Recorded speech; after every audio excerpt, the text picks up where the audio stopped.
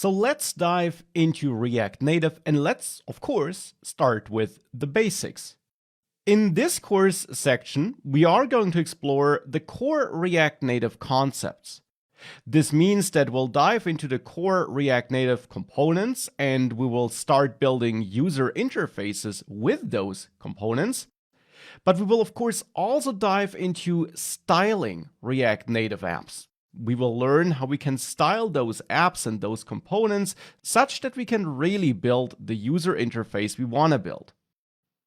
And last but definitely not least, we will explore how we can add interactivity to our app and how we can manage state, how we can make sure that there, for example, are buttons that can be clicked and that something meaningful happens when a button is clicked. Now, for this, in this course section, we are going to build this demo app here. It's a first simple React Native app which allows you to track your goals. For example, your goals for this course, what you want to achieve by taking this course or as you're taking this course. In this app, we got a list of goals and we can open a modal, an overlay, to add new goals. And once a goal was added, we can also tap the goal to remove it again. This is maybe not the next billion-dollar app, but it's a great first app to learn about many core fundamentals you must know about React Native. So let's dive into React Native. For this, I'm back in this project we created in the first course section. In case you did not create it there, or you did remove it thereafter, just make sure you got the development environment setup mentioned there, and then you can download the attached starting project. Once you did that, you will get the same code as I have it here. Just make sure that you open your terminal or command prompt. Here I'm using the one integrated in VS Code, and that you install all the dependencies this project needs by running npm install. And once that completed, you can run npm start to start this expo process that watches the code and builds the preview and serves it on our emulators. I'll then press A and I to start and run this app on my running Android and iPhone emulators and simulators. Here you go. These are my two preview devices. Now in app.js, we already got some code on which we worked in the first course section already. And what we have in here, in the end, is a React component. A functional React component, and indeed in this course, we will only work with functional components and React hooks. We will not use class-based components. So this is a regular functional component. We also got this styles constant, this style sheet object down there, and I will come back to that in a couple of minutes. At the top of this file, we got some imports, and we're importing one component from an Expo related package, and the other components, namely view and text, as well as this style sheet object here from React Native. And text and view are two of those built-in components, actually two of the most important built-in components, React Native exposes to you to use in your JSX code. Because in here, you can't use divs or h2 tags or anything like this. These are HTML elements which work in the browser when you have a DOM to work with, but they won't work here on a native device. Because native devices are not browsers. They don't have that DOM and they don't support those HTML elements. Keep this slide from the first course section in mind. That is how React Native translates different elements into different native elements for Android and iOS. And that's why these components are exposed by React Native. Now, if you visit the official React Native website, then there you will find various guides, which you can definitely take a look at, but you will also find the Components tab, where you get a list of the components provided by React Native. And as you can tell, we actually don't have that many components here, because it turns out that with a couple of core components, you can build any kind of user interface. For example, we got a button here, an image, and text and view. And especially view and text input are super important components which you will use all the time. And as you will learn throughout this course, you can build very complex user interfaces with those core components that you have here. Now, React Native is all about working with those core components that are built into it. You build your overall app UI and your custom components that might make up that UI by simply combining those core components. Because these core components, as you learned, are translated into native UI widgets, native UI elements for Android and iOS by React Native. That's why we work with those core components that are provided by React Native, and we can combine them in our React code, in our JSX code, to build our own components and ultimately our own user interface. So in the end, we just compose our components by combining those core components. And if you think about it, that's the same for React for the web. HTML happens to have more elements. There are H1, H2 elements, divs, articles, section. There are many HTML elements, but in the end, you also just combine those HTML elements to build the web user interface. It's the same here for native apps. So that's what we do with those components. Of course, another important aspect of building user interfaces in general is that you want to style those apps. And when using React Native, there is no CSS. You can't write CSS code because, again, it's not a browser, so the CSS language doesn't exist here. Instead, you can, of course, still apply styles, but you do this either inline, essentially by using props on those core components that are provided, or with help of these style sheet objects, or this style sheet object, which you already saw in the code before. You therefore write your styling in JavaScript, and hence you have no extra styling language. It's all JavaScript, but the React Native team gives you a lot of JavaScript properties which you can set and pass to those core elements, which are similar to the CSS properties. But it's only a subset of the overall CSS property and feature set.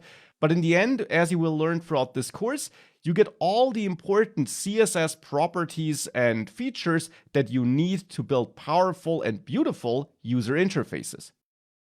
But back here in our component code, we can see how these core components that are provided by React Native are combined to build a new component, in this case the only component, the app component, and how we then got this style sheet object, which is used to set various styles, which, if you take a look at those properties, look similar to what you know from CSS.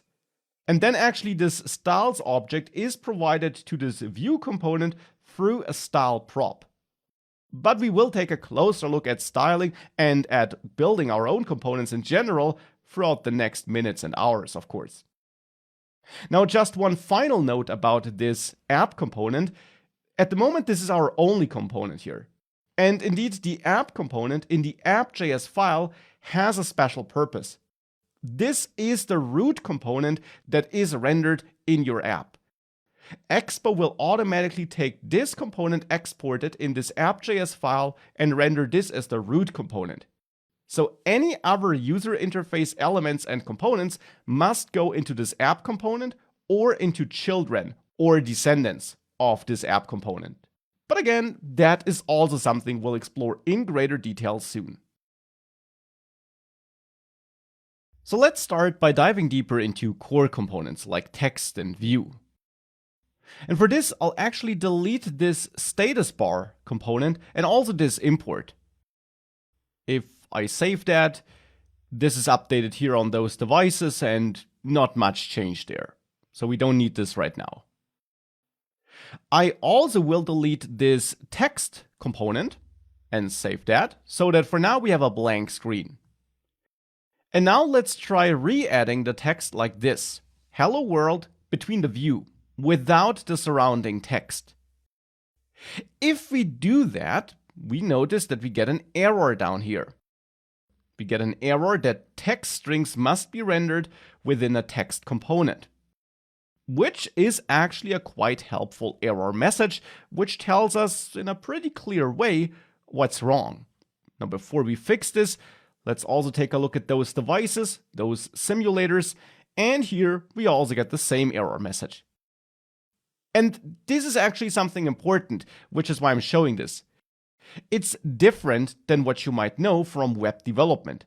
If you would build a web app, and this would be React for the web, and this would maybe be a div instead of a view, then this kind of code would be fine. We could put text inside of a div there. React Native and native platforms, to be precise, are stricter than that. You can't put a text into a view, which is pretty much the equivalent to a div, because it's not meant for that. Instead, views, so the equivalent to divs in the web world, views are meant to generally build boxes and containers that hold other content. A view could hold some text wrapped into a text component. It could also hold a text input or a button or an image or anything like this. But you have to put the content into an element that is able to display it. And the view is only able to hold other components, it's not able to display text. And that is something really important to understand. If you want to display text, for example, you have to use this text component and wrap the text opening and closing tags around your text. And if you do this and save, then this updates and works again. But that's a first important takeaway. Even though we can kind of compare those components to HTML, and even though it looks kind of similar, there are important differences. Now, what you will often do when building React Native apps is you will build more complex user interfaces that don't just have one piece of text inside of them. And what's important to understand then is that those different core components have different roles. The text is a component that's used for, guess what, displaying text. The view is a component that's meant to hold and lay out other components. Now, we will learn more about laying things out with help of styling in a couple of minutes, but the idea behind the view component is that you typically have multiple child components in there. For example, another text, another piece of text. In a text component, as you learned, but now we got two of them. And we group them together in a view, just as we might group them together in a div if this would be for the web. Now in the web, we also have other components like section or article. Here in React Native world, it's just the view. This is our container component that we use for holding other components. And of course, those other components also can be nested. We could have another view which actually holds this inner text. So this is all something that's totally fine and something you will typically build when building more complex user interfaces with React Native. The view then makes it very easy to use styling, into which we'll dive in a second, to control which of its child elements should be positioned. Of course, we don't just have a view and text though. If you take a look at the official website, the official React Native documentation site, you'll learn that there are more React Native core components, and those components fulfill different purposes. We got view and text, which are two of the most important and commonly used components, but we also could display an image, add some scrolling, something we'll do later as well, or add a text input, which allows users to enter some text. We could also add a button. And indeed, that is what I'll do here. Below this text, I'll add a button, But for this, we need to import it.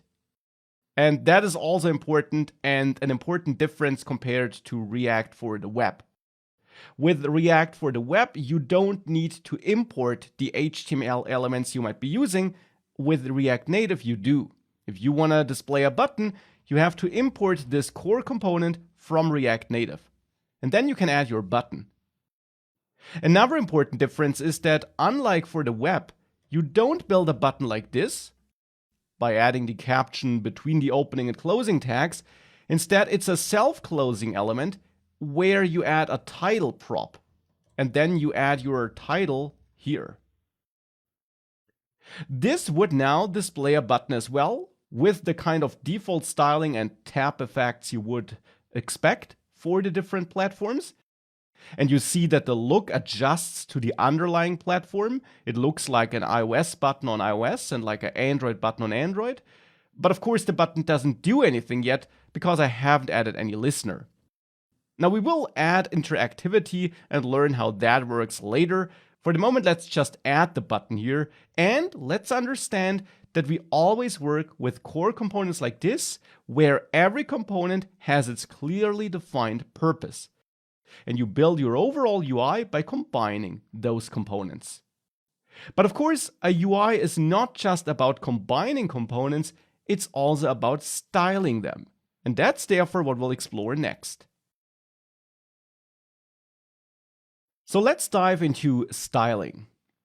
And here you learned before that there is no CSS support in React Native, so we don't add CSS files or use the CSS language in general, but you learned that we have two main ways of adding styling, by either adding styles inline by passing a style object to props, or by defining a separate object which is then also passed through props.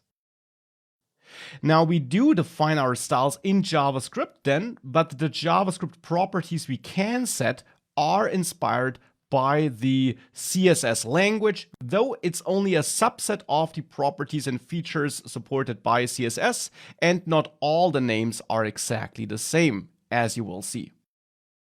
But let's now see how styles can be applied. For that, we can use the style prop, which is not supported on all elements, but on some elements. For example, on the view, but also on the text. For example, here on, let's say, this text here, we can add the style prop, and then as a value, you can pass a JavaScript object. And in this object, you can set all the supported style properties. And React Native decides which properties are supported. And these are the properties that are similar to the CSS properties, but not exactly the same. For example, here on this text, we could add a margin. And as you see, as I start typing, we get this nice auto-completion here in VS Code. We get this automatically because VS Code understands which kind of properties can be set on this object that is passed to the style prop. Now here we could add a margin, either in one specific direction or in multiple directions by combining multiple properties, or in all directions by setting margin. Now, different style properties need different kinds of values, and you will see many examples and learn which kind of value goes into which style property throughout this course. Margin, for example, typically wants a number, and this number will then be translated to pixels, which are automatically adjusted to the device pixel density. For example, here we could enter 16 to have a margin of 16 pixels. If we save this, we got some spacing around this. Now it's not super good to see because we don't know exactly where the text box ends. To make this a bit more visible, we could add a border. Now in vanilla CSS, you could add a border like this, for example. This would add a red border with 1 pixel width around an element in vanilla CSS. But if I type this kind of code and save this here in React Native, we actually got no effect here, and I got an error here in the terminal and a warning here on my simulator. We can click on this to get more details, and we see that this is an invalid value for border. Actually, the key border already is invalid. So it's not even the value, but border is not a supported key. The reason for this is simply that this border property doesn't exist. I mentioned that the styling language is inspired by CSS and close to CSS, but it's not exactly the same. Instead, as we type border, we see that various properties exist which we can set. For example, we can set a border width property, and this again wants a number to set a certain border width in pixels, like 1 pixel, or 2, or whatever you want. And then we can also set a border color. Now this does not want a number, but instead a string, and in this string you could define a hex code value, or you provide one of the supported shortcuts like red or blue or green or black and white, and here I will go for red. And this will now add a 2 pixel wide red border around this text. Now I'll press the auto format shortcut to make this a bit easier to read, and then save this. And with this we now got a border around this text. Now the border is pretty close to the text, but thankfully we can also add some padding. Padding, just as in the browser, is the spacing inside of an element. So here we could add a padding of, let's say, 16 again, 16 pixels, just as for the margin. And if we save this and auto format again to improve readability, now we got some internal spacing. Now definitely feel free to play around more with those style properties. And of course, also take a look at the official docs to learn more about styling if you want to, but you will see plenty of styling examples throughout the course. These style properties were all about styling the element itself that holds a certain piece of content. We will later also learn about style properties that help us with laying out multiple components and with achieving a certain overall look. But again, that is something we will explore later. For the moment, I want to leave this inline styling approach though. This approach of defining the styles in the same line as we define this component. Because whilst this is possible and allowed, it's rarely the best way of adding styling. So typically we should go for style sheet objects. The reason for this is that this allows us to clearly separate our JSX code and our styling code, and it also makes our styles reusable. If we define styles inline, and I want the same styling on this text, I have to copy and paste this so that I can add my style prop here and add the same styling. And I'll auto format this to make it more readable.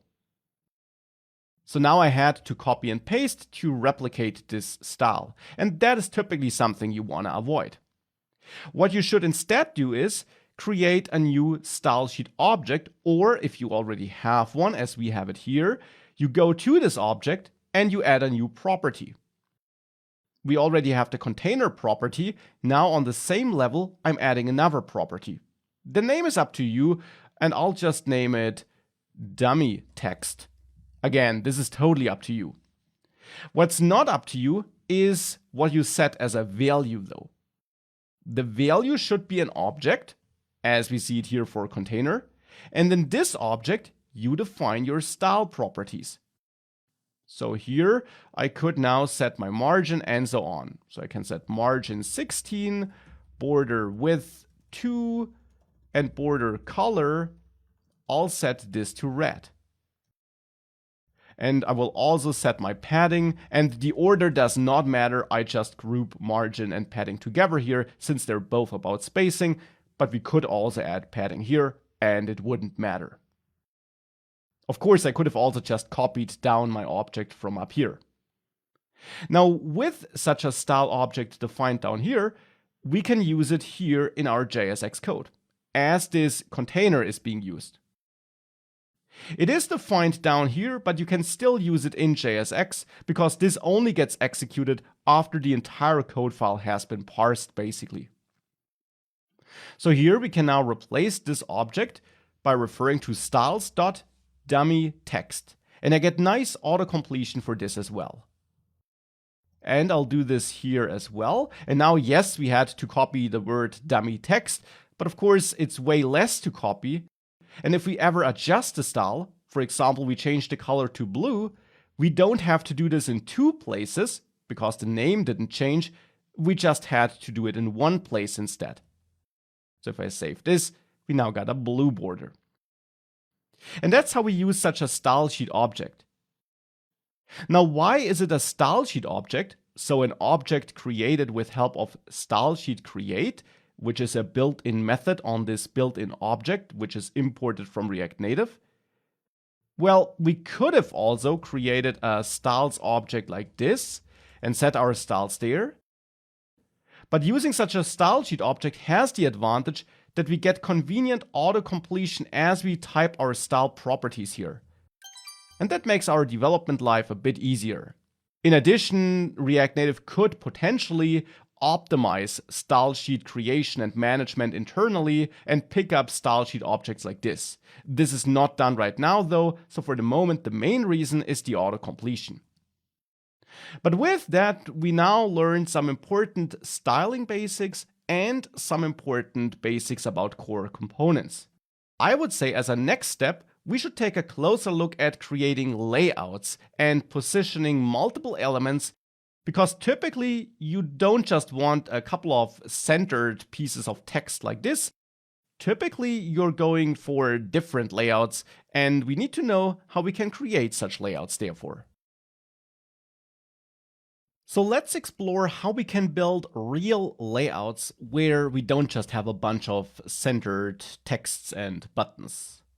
And for this, I will actually clean up my JSX content, and I will remove this style prop here on the outer view for the moment, and remove all the styling here in this stylesheet object, but I will keep the stylesheet object.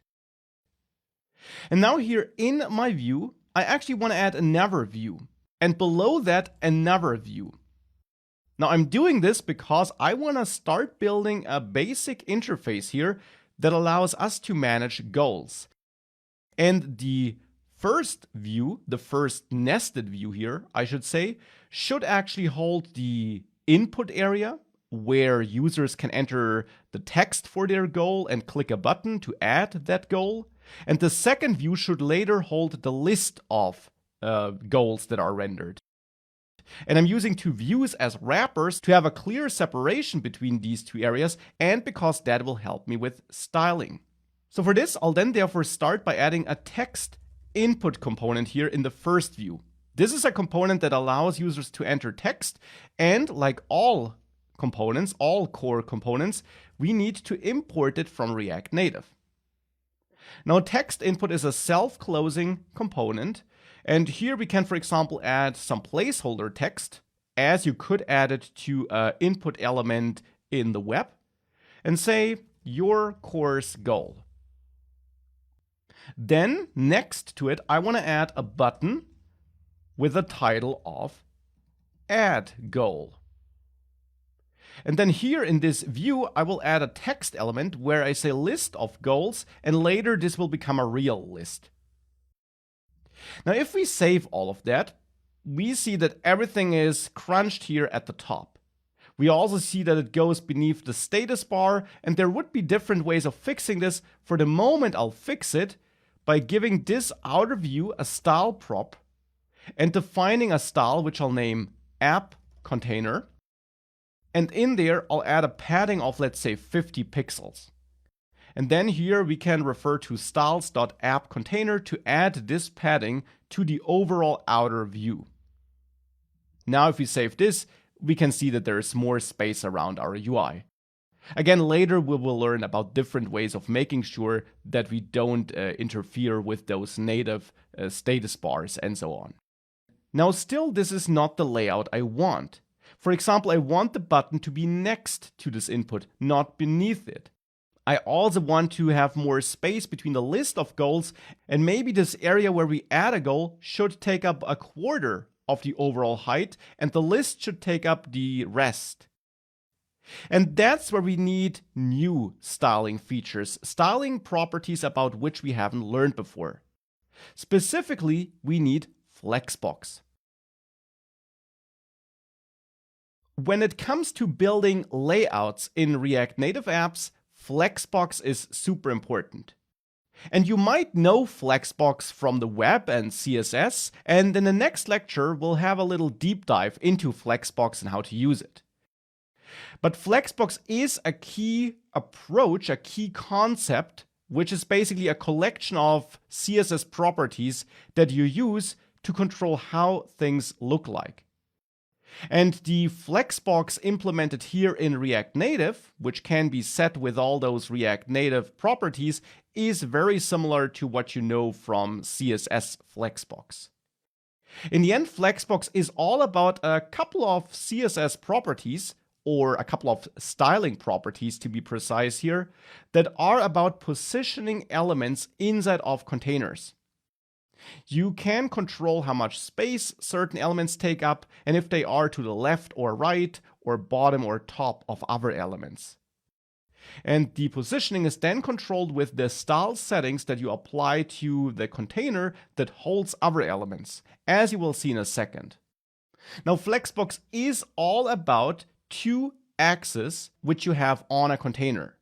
For example, the styles which you see here at the top, Flex1, Flex Direction Column, and so on, would be applied to the container that holds the three boxes inside of it.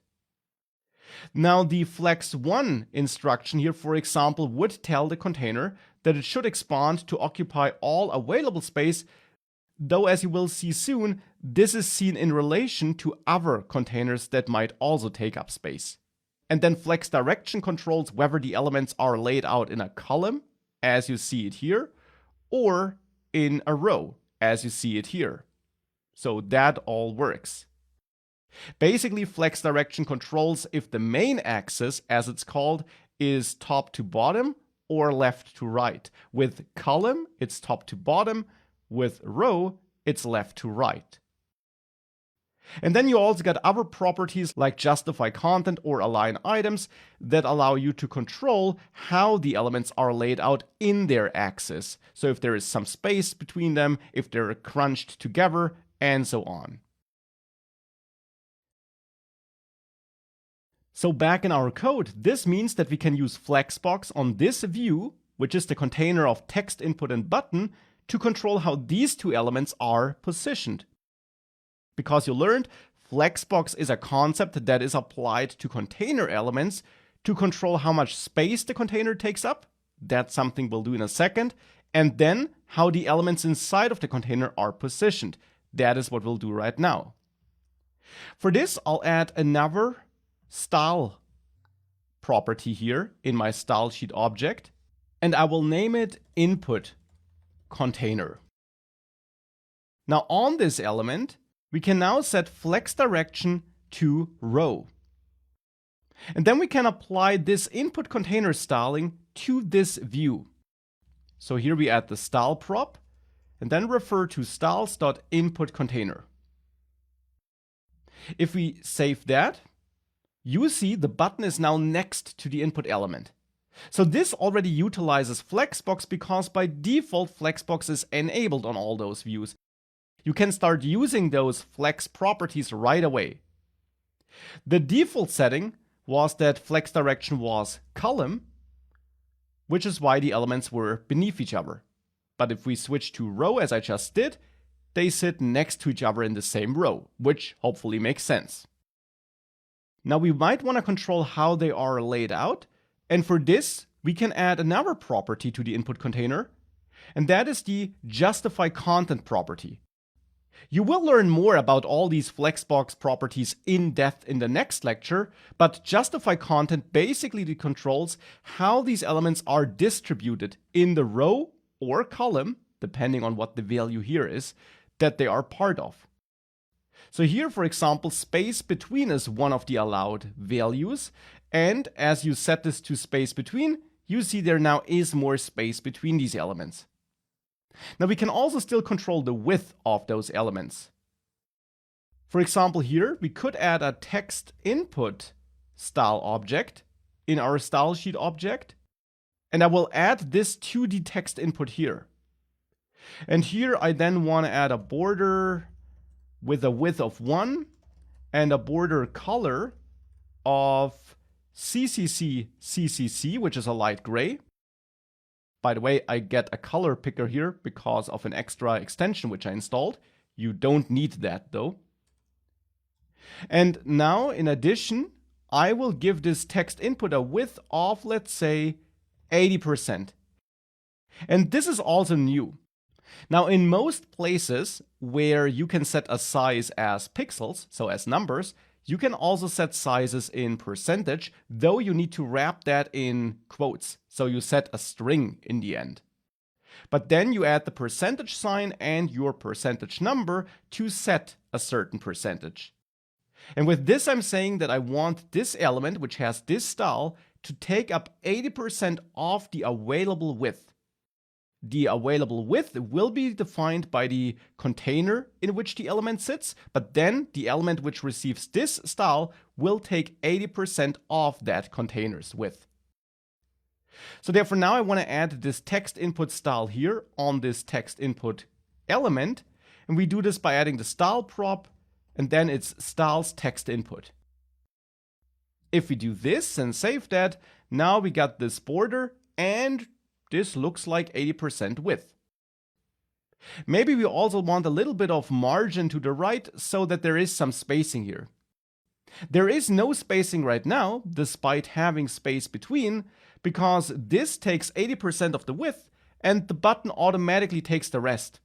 And therefore, to add some spacing here, we'll add a margin to the right on the text input of, let's say, 8 pixels. With that, there is some spacing again. We could also add a little bit of padding maybe so that the text isn't directly on the edge. So therefore, I'll also add padding 8 here on the text input object. So with that, we got some padding as well. Now that's it for this basic introduction to Flexbox. This is not all we'll do. This is not the finished layout. I do see that the spacing is a bit off here on the right and the left. I do see that the button doesn't look that great here on Android. And we will work on this, but first let's dive a little bit deeper into Flexbox and the different things we can do with it before we then continue working on this app. In this lecture, I want to dive a bit deeper into Flexbox, especially regarding how you use it in React Native apps. If you know all about that already, you can of course skip this lecture. So for this, I prepared a simple dummy application, and of course you find that attached. It's a normal React Native app built with Expo, and in the app.js file here, what I have in the end is just a view with 3 views in there, where each view then has a text with text 1, 2, 3. This simply creates some boxes with different colors, red, blue, and green. And now we'll use Flexbox to move these boxes around so that you can get a feeling for how Flexbox works, because it's so important. Now, first things first. By default, every view in React Native, even if you assign no special styles, uses Flexbox. And that's different to the web, for example. There, if you have a div, which would be your equivalent to a view, kind of, it doesn't use Flexbox by default. In React Native, it does. Every view by default organizes its children with the help of this Flexbox thing. Flexbox simply is a term, is simply a concept from CSS that is all about organizing child elements in a one-dimensional space. So here, for example, in a column. That's also another default. Not only does every view by default use Flexbox, it also by default organizes children in a column, so from top to bottom.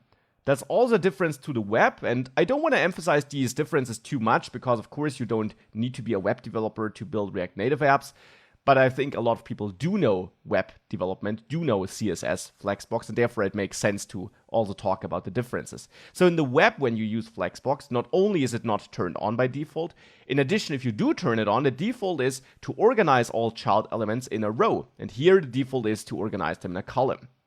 You can change that default though, so in this case, on the view which holds my boxes, by adding flex direction here and setting this to row, for example. Now you will see that these three boxes are organized in a row from left to right.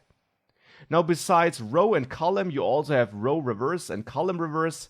And this simply also, well, does what the name implies. Now we still have a row, but the first element, the red box, actually is on the right and not on the left anymore. So that's also something you can do. Let me go back to row though. So that's the first thing you can do. Another important thing about Flexbox is how child elements are sized. Here, I gave every child element a width and a height of 100. Now, if we would remove that width and height thing on every child element, then you will see that now we have a very, very small row here, because every box now is only as wide as its child requires it to be, and only as tall as its child requires it to be. So every box here which holds a number is only as wide and tall as the number it's containing. Now you can change that with the surrounding Flexbox container too. Let's give that a width of, let's say, 300 pixels, or of 80% of the parent width. So in this case, since it's the root element, of the device width. And let's give it a height of, let's say, 300. If we do that, and now really important, I'm doing this on the view which holds all these boxes. I'm not doing it on the boxes themselves. So if we assign this width and height on the surrounding box, you see something interesting. The height is assumed for all the elements. Now all the views in the Flexbox take the height of the parent.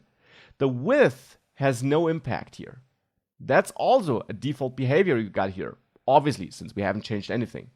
The default behavior here indeed is that the child elements in a Flexbox, so in this outer view here, are organized such that they align themselves along the cross-axis by stretching. Okay, that were a lot of terms. What does this mean? Now, when working with Flexbox, we have two important axes. The main axis depends on your flex direction. For a row, which we have here, flex direction row, the main axis is from left to right.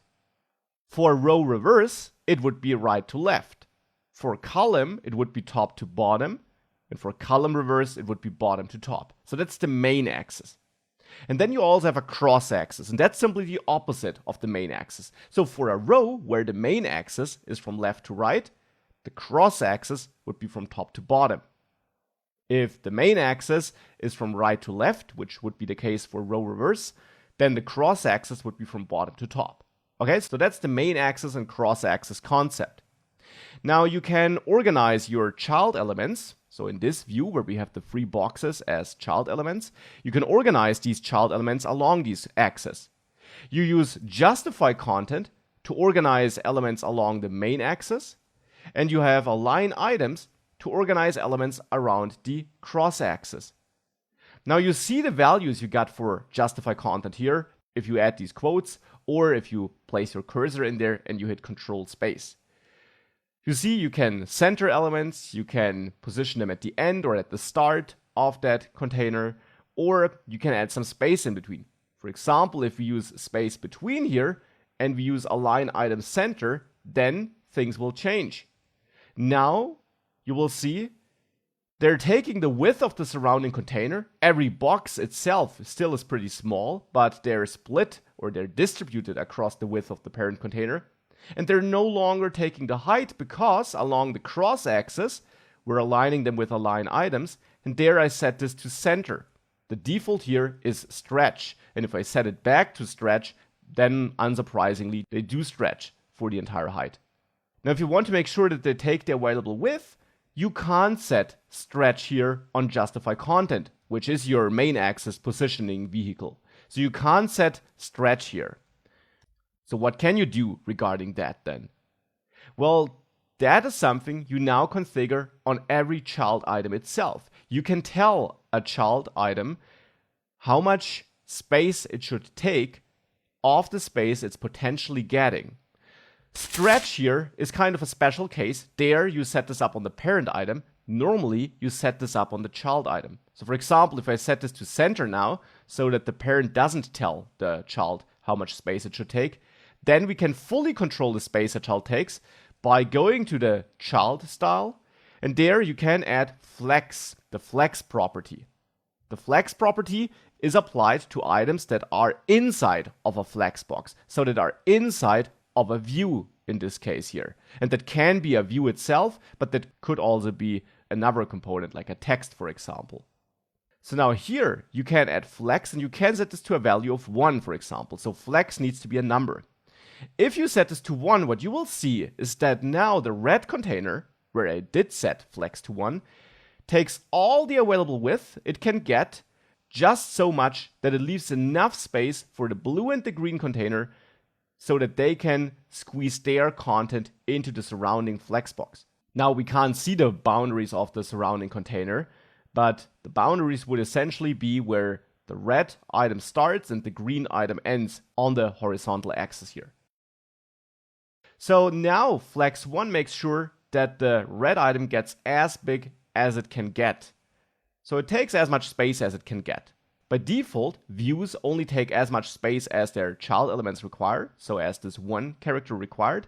But with flex 1, you change this, and they now take as much space along the main axis, so along the width here, as they can get. For the cross axis, again, that's a special case, you have to do this on the parent. For the main axis, and since we have row here, the main axis is a horizontal axis from left to right, you do this with the flex property on a child. Now, of course, you can add flex to other child elements as well, like to that second, to that blue container with the 2 in there. You can add flex 1 there as well. So now I have flex 1 on the red container and flex 1 on the blue container. And what now happens is that both of them take the available free space, and amongst these 2 boxes, the space is distributed evenly. And that's what this number here indicates. This number is a relative number. All items in the same flex box with the flex property distribute the available space by considering the number you assign here. And these numbers are relative to each other. So if I give the blue container flex 2 here, then this means that of the available space you have in that surrounding container, after deducting the space every element needs to squeeze its content in there, the blue container will take twice as much space as this one, because here we have flex 1, here we have flex 2. If we had flex 3 here, then this would take 3/5 of the available free space, because we have 3 plus 2, so we have 5 available segments, so to say. And here the red container would take 3 segments, blue container would take 2 segments. If we have 1 and 2, then we have 3 available segments, and the blue container takes 2 of them, red takes 1. So you always add up these flex numbers and then distribute, or that's automatically done of course, but then the available space is distributed accordingly. So now here we'll see that the blue container is twice as big as the red one, or it takes twice as much free space as the red one. So this is how you can work with flex. You can organize how items are positioned with flex direction, with justify content, and with align items. And you can also make your items grow and shrink with the help of flex. So now that's a brief introduction to Flexbox in React Native. As I said, inspired by Flexbox for CSS. So if you knew that, all of what I explained here is probably not new to you. We'll work with Flexbox throughout this course, so there things will also become clearer, and we'll work a lot with it, and you'll see how you can create beautiful user interfaces with Flexbox. Flexbox in the end is the tool in React Native to structure your content on a page, to organize your content. And you typically work with a lot of views, which you also nest into each other, so that you can position elements the way you want. Because of course, and that's also important, you don't just have to have one view in your app which uses Flexbox. You could have another view in there which also uses Flexbox. And actually, as I mentioned, every view by default uses Flexbox. And you can then nest these views into each other so that you position everything the way you want. And you'll also see this in this module already. And actually, I'm already doing it here. In my views here, which are in the surrounding view, so my boxes here, there I also use justify content and align items to center my numbers in these boxes so that 1, 2, and 3 are centered there horizontally and vertically. And that works because we have Flexbox turned on by default and we can't turn it off, by the way. And therefore, I just use these 2 properties here to align my content of this view along the main and the cross axis. And here, since I set no special flex direction for this view, the main axis is top to bottom because the default flex direction is column, and the cross axis is left to right. That's just a side note. So now, after this deep dive, let's use our newly gained knowledge to improve this overall layout. One thing I will do, for example, is work on this app container padding. This actually doesn't use any of the new knowledge, but I need to do this to make this look a bit prettier. I basically just want to have a padding to the top of 50, and then I want to have a padding horizontal, so left and right, of 16. So not of 50, but of 16. With that, I'd say this generally looks better, though we can see that this padding is kind of ignored and our button here is going off the screen. This can be fixed by decreasing the amount of width our text input has to 70% maybe. Now this looks better. What doesn't look better though is where this text is in this button. This is something we can improve with align items on the input container though. At the moment, the problem is that basically this button is stretched to be as high as this text input. And the text is then not centered in the button because the button doesn't have any styles that would center the text. Now you could think that maybe we can add some styling to the button, but it turns out that the button is a component that doesn't have a style prop. It might look like it has because I'm getting some auto-completion here, but that's actually only some auto-completion I get here because I typed the word style before in this code file. The proper auto-completion that tells me that a certain prop is supported looks like this, with this kind of icon next to it. So the button doesn't have a style prop because indeed it doesn't support styling. You can always check out the official docs and dive into an element there to see which props it supports. And for example, on the button there is no style prop, whereas on the view, for example, you do find a style prop. But that's just a side note. That's why we have to fix it differently, and we can fix it by not stretching this button. That would be one way of achieving this. So we can set align items here on input container and set this to center instead of stretch. With that, the button is now centered and looks better. We could also build our own button, but that is something you will learn later. So now this looks better. I also want to change how much space this input area takes up though, and how much space the list of goals takes up. To achieve this, I'll do a couple of things. For example, I want to add some padding to the bottom on this input container of, let's say, 24. So that there is some space between the view that holds the text input and the button and the view that will hold the list of goals later. You can see that spacing here now. We also could add a little border here.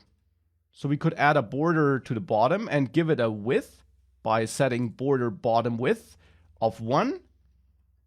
And then adding a border to the bottom and giving it a color of, let's say, maybe this gray again. But of course you can pick any color you want. Now we got this border and below that the list of goals. But now I want to make sure that my text input area takes up 1/4, so a quarter of the overall available height. And this can be done with the flex property, as you learned.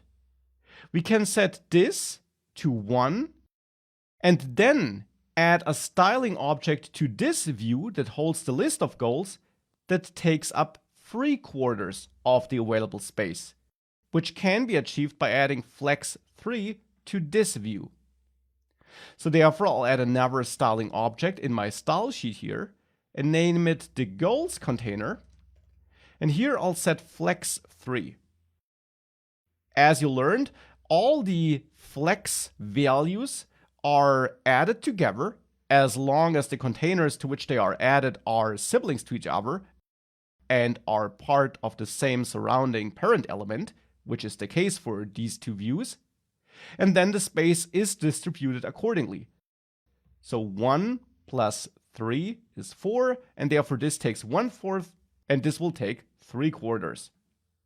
We just have to add this here, so I will add a style prop to this view and set this equal to styles goals container. With that, it will look horrible. And the reason for this is that we also need to work on the outer container now, the container that holds these two containers on which we just set the flex properties. This outer container needs to take up the entire height of the app so that the inner containers can then distribute this space. By default, without adding the flex property, this container will only take as much space as it needs, and that's only defined by the space the content in the container takes up. But now that we're setting flex on those containers in the container, this doesn't work anymore. And to fix this, we need to force this container to take all the available height, and we do this by simply adding flex1 to the app container, so that the outer container takes all the height, because it's the only container here, so flex1 will give it all the space, and then the inner containers can divide that available space. So by adding flex1 to the app container and saving this, this now looks better, and now this is 1/4, and that here are 3/4. Now if I look at it like this still doesn't look perfect, so what we might want to do is actually give that list here 4/5 of the available space, so that goals container will get 4 and the input container stays at 1. And instead of setting a padding bottom, I will set a margin bottom here on the input container. And with that looks better. We could maybe even go to flex 5 down there and leave it like this. Feel free to experiment with this and choose your own values. But this will work for me, and this is now Flexbox in action to achieve a first basic layout. Of course, this is not the final layout we will have though. So we did add some styling and a basic layout. This is nice, but of course not all we want to do. In most apps, no matter if we're talking about web apps or native mobile apps, we also want to allow the user to interact with the app. And we got a text input here, and we also got a button that could be pressed. But at the moment, of course, nothing happens if you type here or if you press this button. This is ignored. And this is ignored because we're not handling these events. And just as with a web app that you're building with React, you of course need to handle them if you want something to happen. The good news is that you do handle events in the same way you would do it in web apps though. You can add event listeners and connect them to event handler functions, and you can manage state in your components with the use state hook just as you would do it in any other React app. Because this is just a React app, the only difference, as you learned in the first course section, compared to a React app that targets the web, is that we use a different platform with React Native instead of React DOM. But when it comes to React's core features, like handling events or managing state, that all works in exactly the same way as you know it from React for the web. And here I got two events that I want to handle. The first one would be a click on this button, but before we handle that, I also want to handle keystrokes on that text input element so that I can grab the value the user entered and so that we can then use this value to finally add a new goal in this list of goals as a next step. And therefore, these are the first two things I want to do. I will add a function that could be called goal input handler that is responsible for fetching that user input as the user types. Then I'll add another function, add goal handler, which should be fired when this button here is clicked. Now to connect those functions, we use special event listening props that are provided by React Native on its components.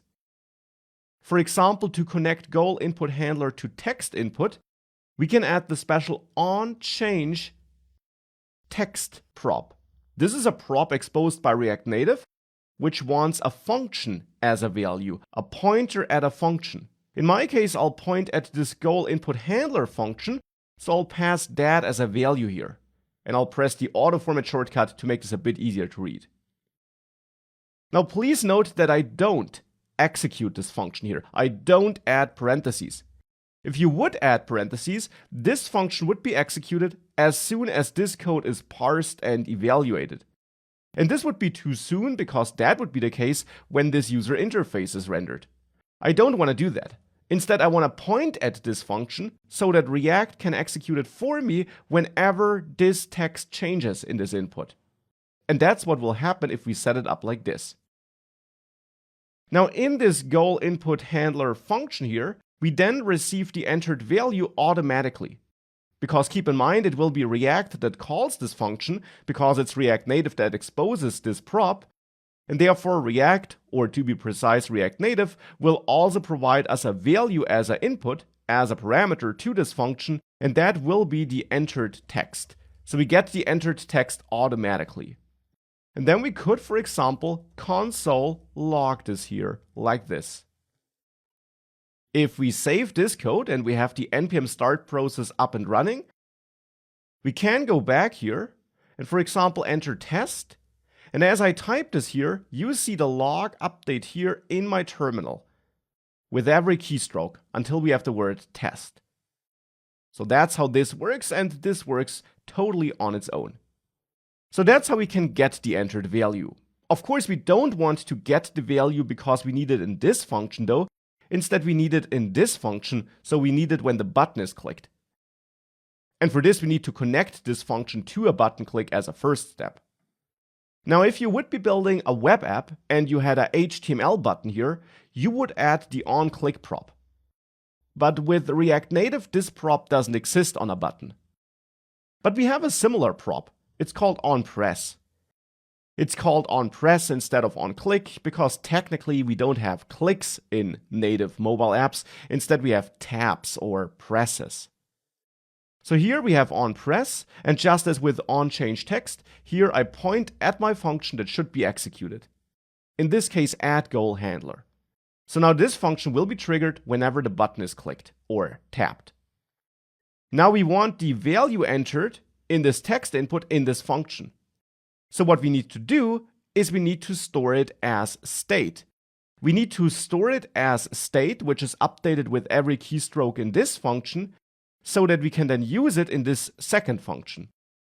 And state management works just as it works in any other React app. We can import the useState hook from React, so not from React Native, but from React, the core React library itself. And then we can register a new state here in our app component function, just as we do it in any other React app. So here I'll call useState and set this to an empty string initially, because this will be my user input state or my entered goal text state, which can be updated with the setEnteredGoalText function. And in case this syntax doesn't tell you anything, definitely have a look at some dedicated React resources like my React Complete Guide course, because this is standard React and you should know syntax like this. So now we got this entered goal text state, which initially is an empty string, but with every keystroke in my text input, I will update it and set my entered goal text to the entered text I'm receiving here as a parameter. And therefore now in addGoalHandler, we can access this state and do something with it.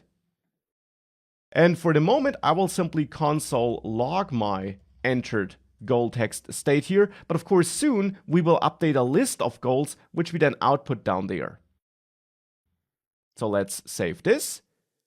And now here, if I enter test and click add goal, we got this test log here. Or if we enter some other text to see that this is really coming from our updated code, now we see some other text here. So this is working as intended. The next step now is to make sure that we can manage a list of goals, which we then can also output. So let's now manage that list of goals. For this, I will again add some state here, because my list of goals is also some data that changes dynamically. And as it changes, the UI should be updated. And that's a typical case for using state. And this state will be initialized with an empty array because I want to manage a list of goals. And initially I have no goal. Now I'll give this state a name of course goals, because these are my goals for this course, let's say. And the set course goals updating function. And now in add goal handler, instead of logging our entered text to the console, we can call set course goals and update our goals. And in the end, I want to take my existing goals and append a new one. Now there are various ways of doing that. One way would be to create a new array and use the spread operator, these 3 dots, which is standard JavaScript code, modern JavaScript code, to spread my existing course goals into this new array so that I keep all the existing course goals, and then I add my new goal by adding the entered goal text, let's say, as a new goal. In this case, a goal is simply a string. We could do this, but if you followed a good React resource like my course or the official docs, then you know that this is not the best way of updating state if your new state depends on the previous state, which this state here does. If your new state depends on the previous state, a better way of updating is to pass a function to this state updating function, a function which will be called automatically by React to then derive the new state. And this function will automatically receive the existing state by React. So here we could turn this into an arrow function that gets the current course goals as an input, let's say, so as a parameter. And again, the value for this parameter will be provided automatically by React when it calls this updating function, or this function that's passed to the updating function to be precise. And now this value, current course goals, can be used inside this arrow function body. And now we do derive this new state in a better way. The other approach would have worked as well, but this is a recommended way, a best practice way of updating your state. So now we're updating this course goal state based on the old course goals by appending a new goal. The next step, of course, is to now output the list of goals here. And how does this work? Well, it works basically as it does in React for the web as well. We have an array of values which we want to output. And in React for the web, we would use the map method typically to map our array of data, of strings or objects, into an array of JSX elements, which can then be output in the JSX code returned by this component. And we can do the same thing here. Instead of outputting this dummy text down there, I want to output something dynamic, which we do by adding curly braces, opening and closing. We can now refer to the course goals array and call the map method on it. A standard JavaScript method, because we are writing standard JavaScript code here, as you learned. Now this map method receives a function, as it always does, and here I'll pass in an arrow function, which as an argument, as a parameter, gets the individual values stored in course goals. So my goals here, the single goals I have in this array of goals, this function is called for every item in the array. So every function call receives a single goal. And then as a return value in this arrow function, we return the JSX element that should be rendered for the individual goal. And in this case, I want to output the goal text. So here I will render a text JSX element. And then between the opening and closing tags, I output goal. Since my goals are just strings here in this array, because I just add my entered goal text, which is just the text that was provided, and therefore just a string, I can simply output the goal between those tags like this, because goal will just be a string. And with that, if we save this, and we give this a try here, learn React Native, if I click add goal, this is added. But we also get a warning here. The same will be true on the iPhone here. If I learn React Native, it works. If I learn it with multiple exclamation marks, I still see that it works. I add another goal now, as expected, but we get a warning here.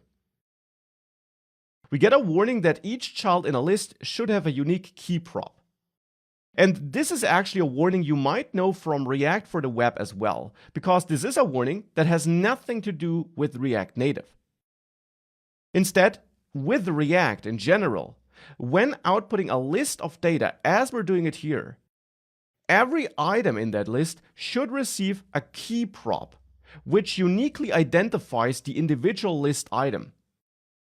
Under the hood, this helps React update the list in an efficient way, so to say. I do explain this in greater detail in my React course, but you should always add this key prop to the individual items that you're outputting as part of a list.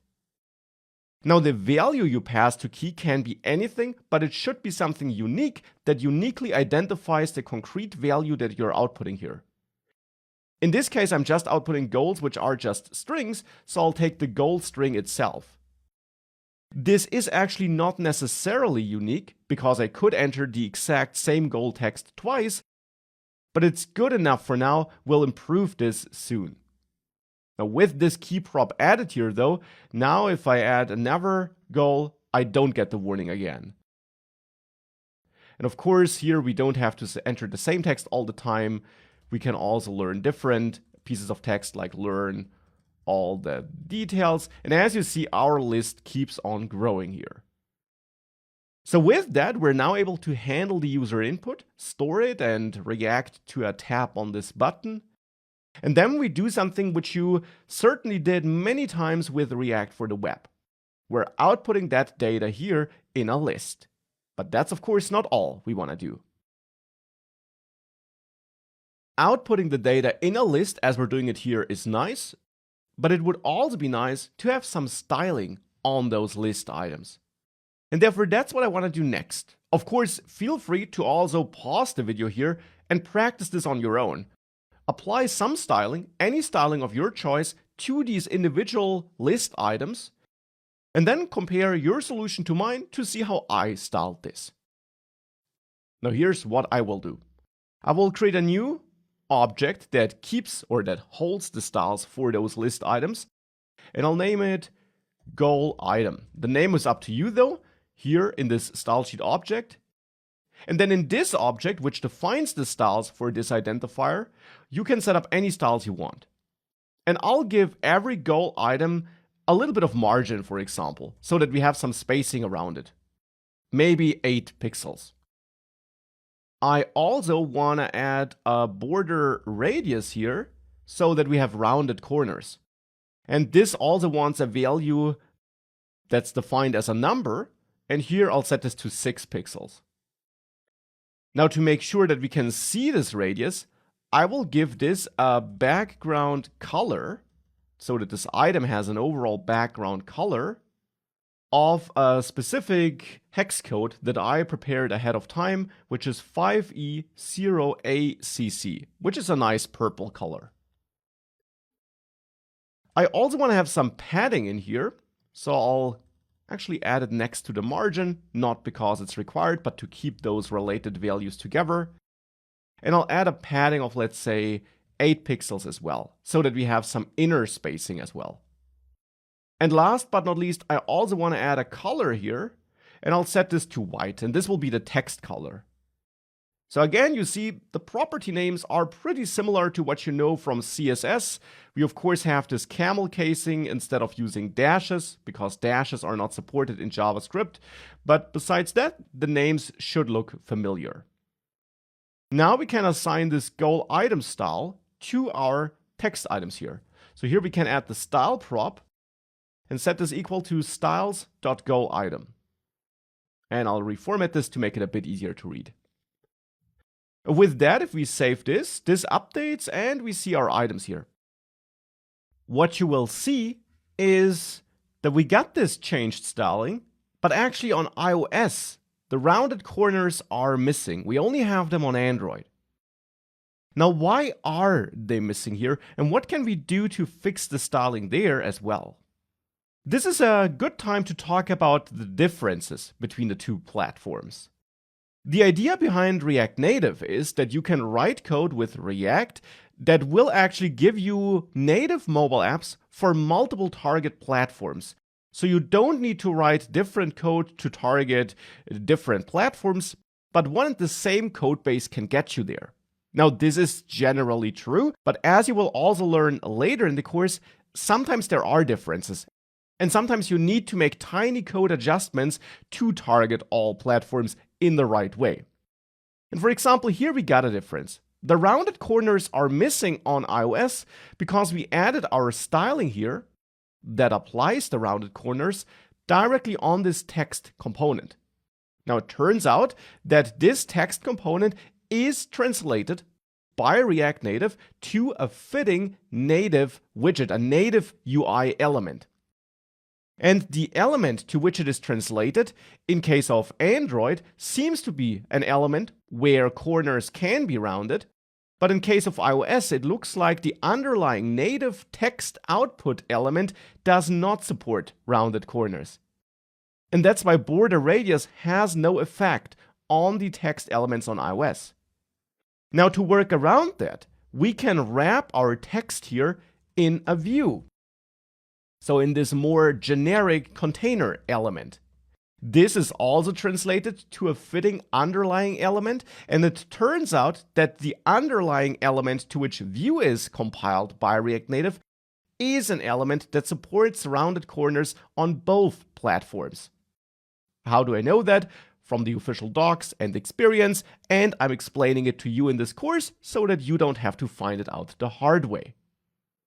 So what we can do now is we can grab our style assignment here and add this on this view, and also add the key here on this view, because now the view is the main element that's output here in the list. The text now is a nested element. We still need the text because we still have some text to output, and as you learned before, text must go between text tags. But the styling is now applied to the more versatile view element. If we do that and we save everything, we now see the rounded corners on iOS as well. What we also see though is that the text is no longer white. Now we still have the color white setting here, but this is part of the goal item, which now is actually assigned to this view here, not to the text. And unlike in CSS for the web, the styles don't cascade. That's another important learning here. We do have this CSS-like property language here, if you want to call it like that, these CSS-like property names, but it's not CSS, it never was. So therefore, core CSS characteristics, like the cascading nature of CSS, where child elements and descendant elements inherit styles from parent and ancestor elements, is not part of React Native's styling approach. We don't have style inheritance here. So if we assign a text color to the view, this does not affect this text, or the text inside these text tags to be precise, because that's a totally standalone element. It is not related to this view, it does not inherit any styles from that view. So setting the text color on this view does nothing to the text inside that text element. Therefore, what we need to do is add another style object here, the goal text. That sounds like a fitting name. And we set our text color on that and remove it from goal item on the view. We could leave it there, but it doesn't have any effect anyways. With that, we now set our text color here. And now we can add this goal text style to this text here. So we add the style prop and set this equal to styles.goal text. And with this, if we save this now, we now have the white text back and we have the rounded corners. And this is really important. This is something you must understand about styling and about targeting different platforms. The general idea is that you have one code base that targets both platforms. But still there are differences under the hood. And some differences can simply be solved like this by adding an extra wrapper. Later in the course, you will also learn that sometimes you need to write totally different code for different platforms, and you will learn how that works as well. And you also learned that styling is a bit different than in the browser. It looks like CSS, at least a bit, but there is no inheritance and no cascading going on.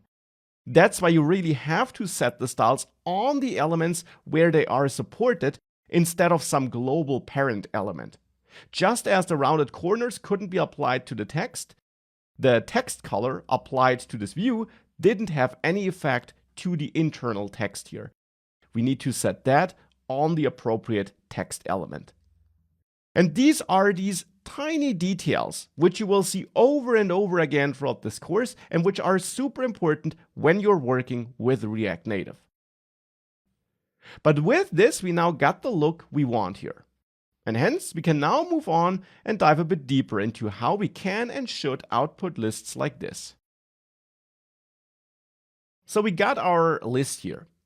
Now, one thing you will notice about this list is that if I add more and more items here, and I just add exclamation marks to make them unique, at some point we will go beyond the available space. Now, you would expect that you simply scroll now, but it turns out you can't scroll. No matter how you try, this is not scrollable. Because by default, the view generated here, this view that holds everything in our app component, is not scrollable. That's also a difference compared to the browser. On a website, if you exceed the available space, by default, scrolling bars will appear and you can scroll the website. This is not the case here in mobile apps. If you want to scroll, you have to explicitly tell React Native and the native platforms. Now, of course, this is a common problem and scenario though, and therefore making lists or content in general scrollable is very easy. There is a dedicated component provided by React Native that helps you. And that's the scroll view. We import scroll view from React Native just as we imported text input button and so on. And scroll view does what the name implies. It gives you a view, so such a container element, which will be scrollable. And therefore we can now use this scroll view around our goals here. So let's try replacing this view here with our scroll view simply. We add scroll view here instead of view around our list of goals. And I leave my style on the scroll view. Keep in mind, this style here controls that this container takes up a lot of space. If we save this, this doesn't look too good. This now is indeed scrollable as you see, but the space is different than it was before. We have way more space for the input and way less space for the list. The reason for that is that the scroll view has the job of making something scrollable, but the area that's scrollable is in the end determined by the parent, the container that holds the scroll view. So what you should do here is add another normal view, which restricts the available height, to which you then apply the style that sets the height that will be taken up by that view. So that is the setup we had before, but now we have a scroll view inside of that view. So the outer view controls how much space this area of the screen should take up, and the inner scroll view then makes sure that this space, and the items in that space to be precise, will be scrollable inside that overall space. That's how we set up such a scroll view and how we let it interact with the surrounding container.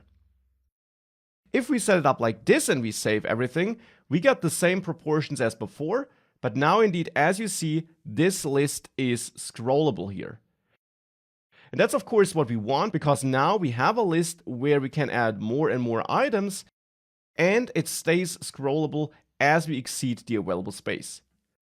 Of course, if I force a reload by pressing R here in the terminal, and I then go back, all the data is lost, and now you see nothing seems to be scrollable here. If I add a single goal here, we do see though that this is indeed scrollable, but of course, it's not really scrollable. It always jumps back to the top because we don't exceed the available height.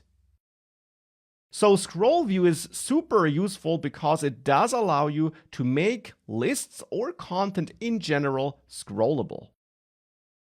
Now you can learn more about scroll view and the props it supports in the official docs. I want to draw your attention to those props here because there is a lot you can configure about the scroll view. You can, for example, configure how it bounces. And you also see that some props are specific to iOS and others are specific to Android, whilst yet others are available for both platforms. And again, these are some of these platform differences which we will encounter here and then throughout this course. For example, you will notice that in our app here, I can scroll and I have this bouncing effect. If I would want to disable this, I could set always bounce vertical, which is true by default, to false. So if I go to scroll view and I set always bounce vertical to false, and I then save this, you will notice that here on iOS, if I now try to scroll, this bouncing effect which we had before is gone.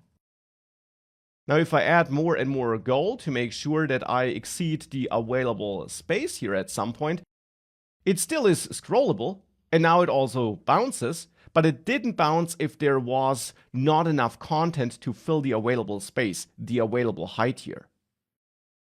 If you do want to set this or not is totally up to you and which look and feel you want. But it is important to be aware of the vast configuration options you have here, and therefore taking a look at those props here and understanding what you can set and how you can use this view is definitely something I would encourage you to do, because every app you're building will be different and every app needs slightly different configuration.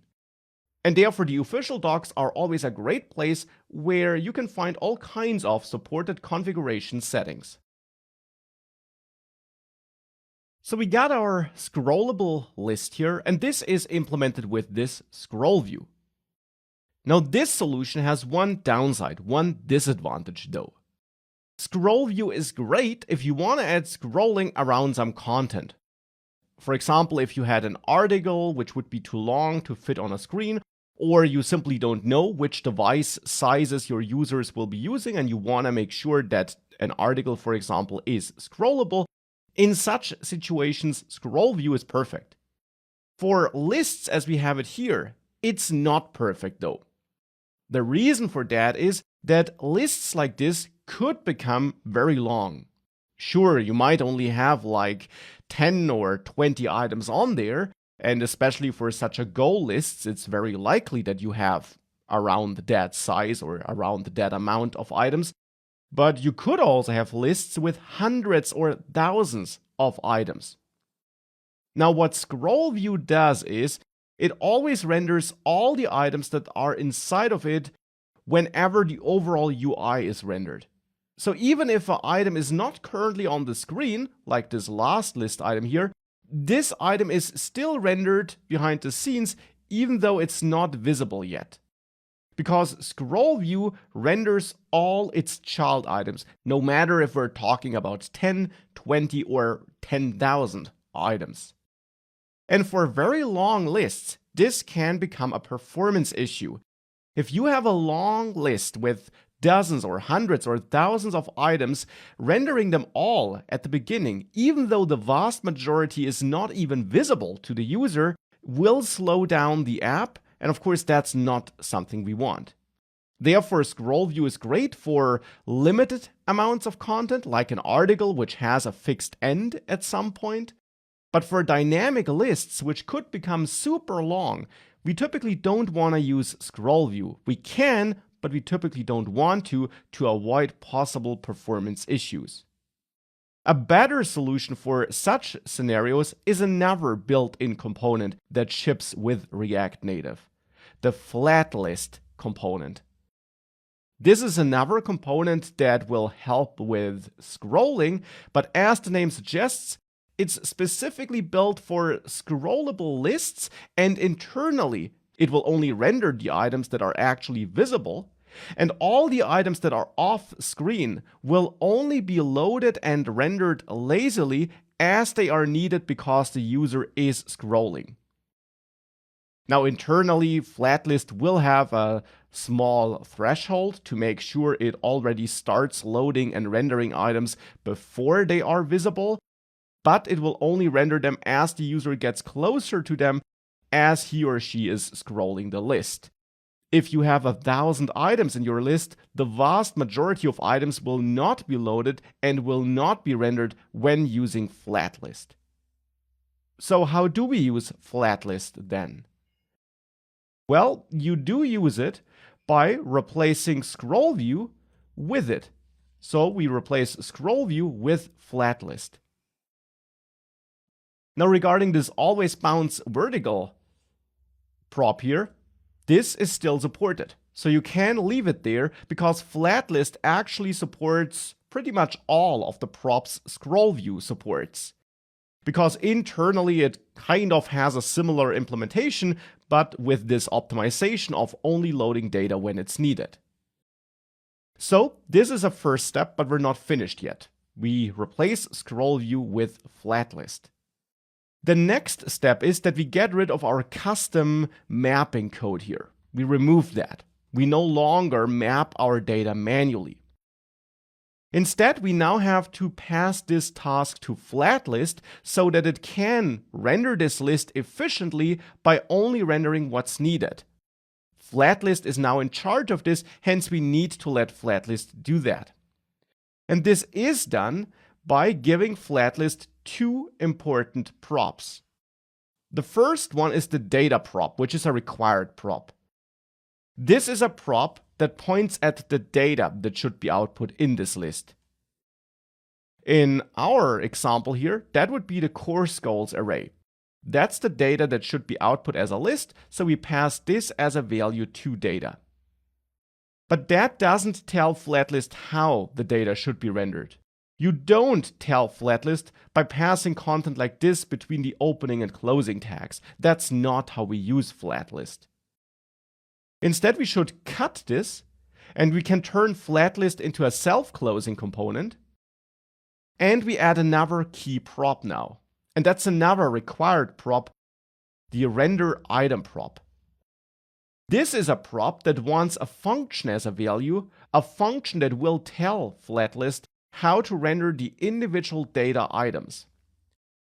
Therefore, it is a function that will receive the individual item as a parameter automatically. Flatlist will pass in this item whenever it calls this function, and it will call this function whenever it determines that a new item must be rendered because the user is scrolling and a new item should be made visible. And therefore, in this function, in this arrow function which I defined here, you then return the JSX code that should be rendered for a given item. Now, of course, we want to output our item data, and we receive this item parameter value automatically by Flatlist. But this item which we get here is actually an object generated by Flatlist internally. An object that is wrapped around the individual data items we have in our data array. And therefore I will actually name this item data because it's actually an object that does not just contain our values, but also some metadata. Now, item data does, for example, also give us access to an index property. Again, this object with this property is generated by Flatlist, and this holds the index of the different items that are rendered. First item here has an index of 0, the second item has an index of 1, and so on. But item data also holds another property that's very important for us. And that's the property I will output here, the item property. This will hold the actual data items, one for each list item that's being rendered. So with item data.item, we get access to the different data items we have here.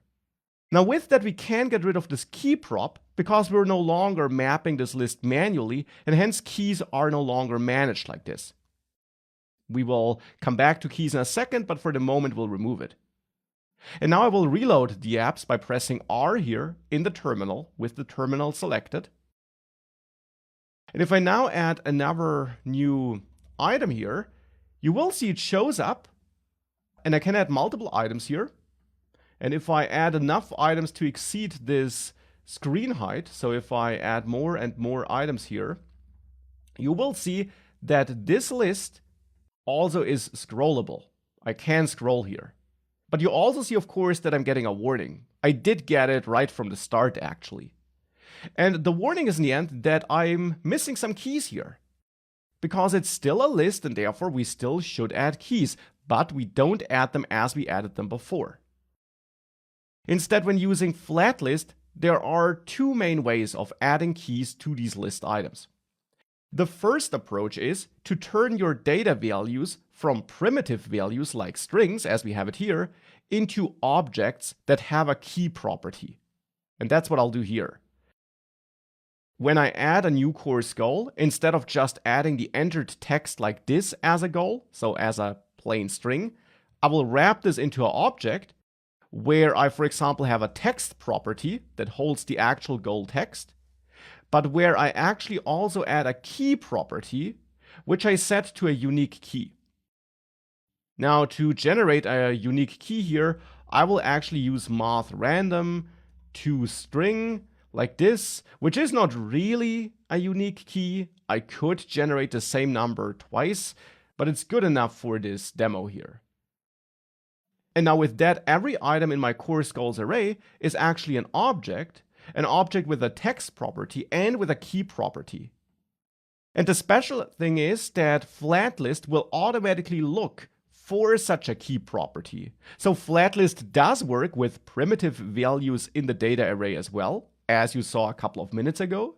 But it works even better if your data in this data array is a list of objects. So if you have a list of objects as data, and every object has a key property, because then this key property will automatically be used as a key for the items that are rendered.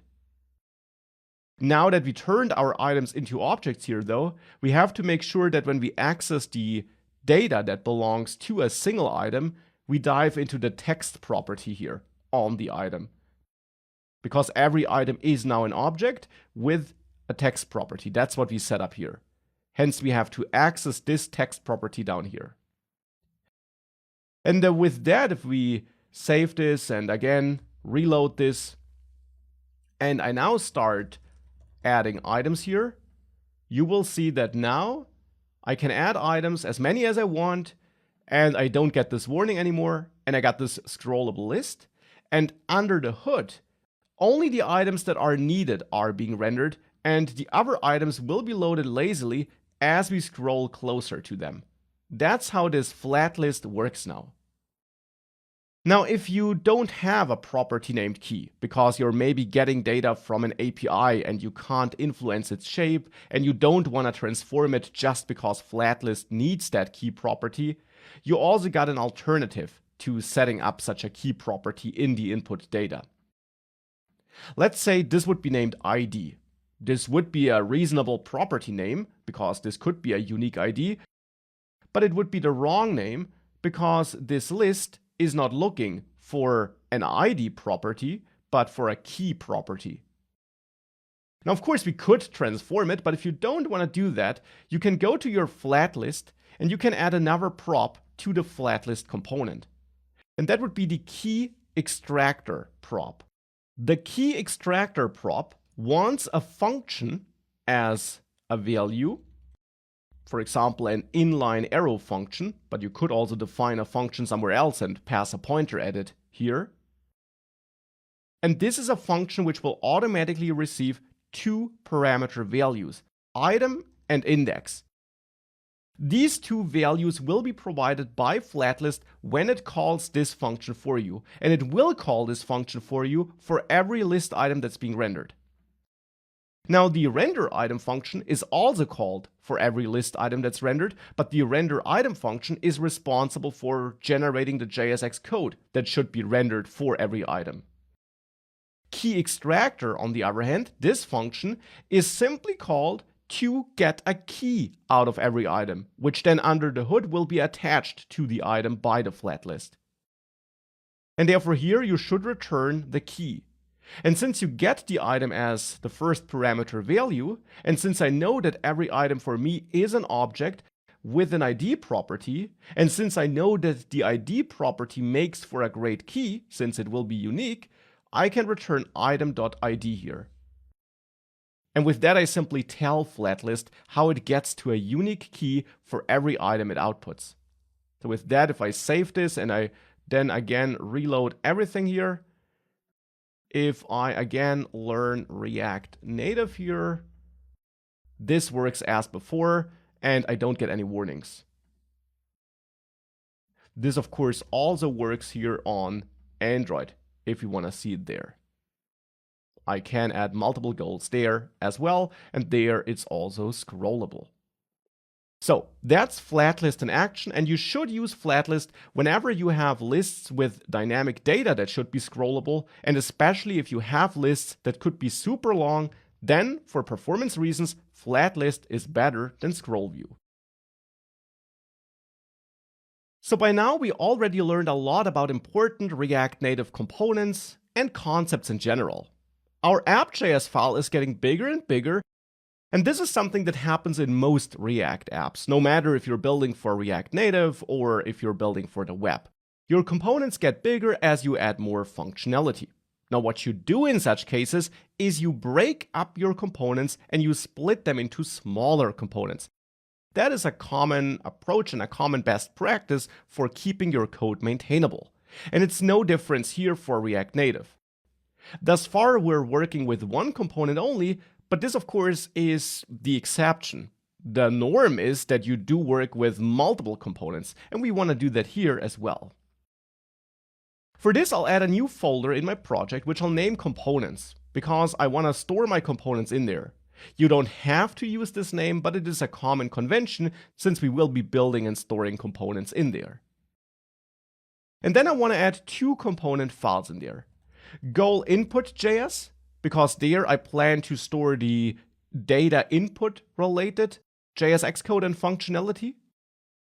And goal item.js, here I plan to store the actual JS Xcode and functionality that is related with outputting single goal items. And of course, you could split this into more components if you wanted to. Now I'll start working on this goal item component. In there, I'll add a function, goal item, because I'll create a functional component, and I will export this as a default. So I will build a standard React component in there.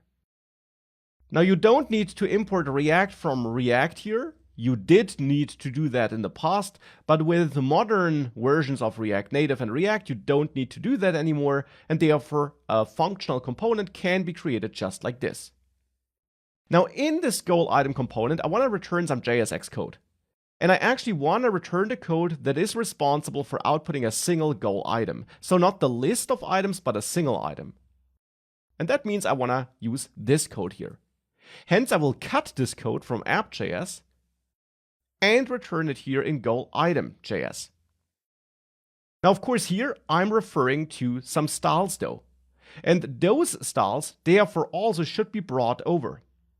For this, I have to create a new style sheet object that belongs to this component, so to this component file also, and hence I will import from React Native, and I will import the style sheet object here, which allows me to call the create method, which creates a new React Native managed styling object, which helps with auto-completion and so on.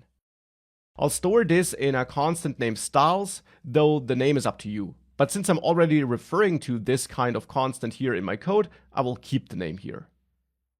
Now, as a side note, we could have also passed our styles from app component to goal item component via props. We don't have to define the styles here, but it is a good practice to keep your styles close to your JSX code, and therefore I want to move my styles that belong to the goal item from the app component into the goal item component as well. And that would be these two objects with their style properties.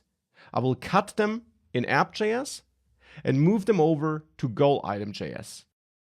And here in this object, which we pass to the create method, I'll paste in these two properties. And with that, I can reference those properties in my JSX code. So with that, we're creating this component. We still need to take care about this text, but we get our first component. And in app.js, we can now import this component. We can now also get rid of some imports which we don't need anymore because I'm, for example, not displaying a text component in there and I'm not using scroll view anymore.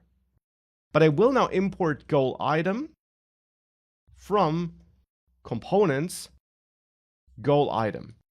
And this works just as it works in a regular React app. We import our components from other files like this. We have a capital starting character because we plan on using this in JSX. And we want to make it clear to React that this is a custom component. Hence, we start with a capital character. Now, down here in our JSX code, where I return some markup inside of render item, I now return my goal item component, so my own component. And this is how we define and use a custom component. And of course, in the end, it's totally the same as we would do it in a React for Web project. There isn't really any difference here. Now, of course, we will need to pass some data to goal item though, because we got the item data here in the app component, and we need it here. And this is a problem solved with props.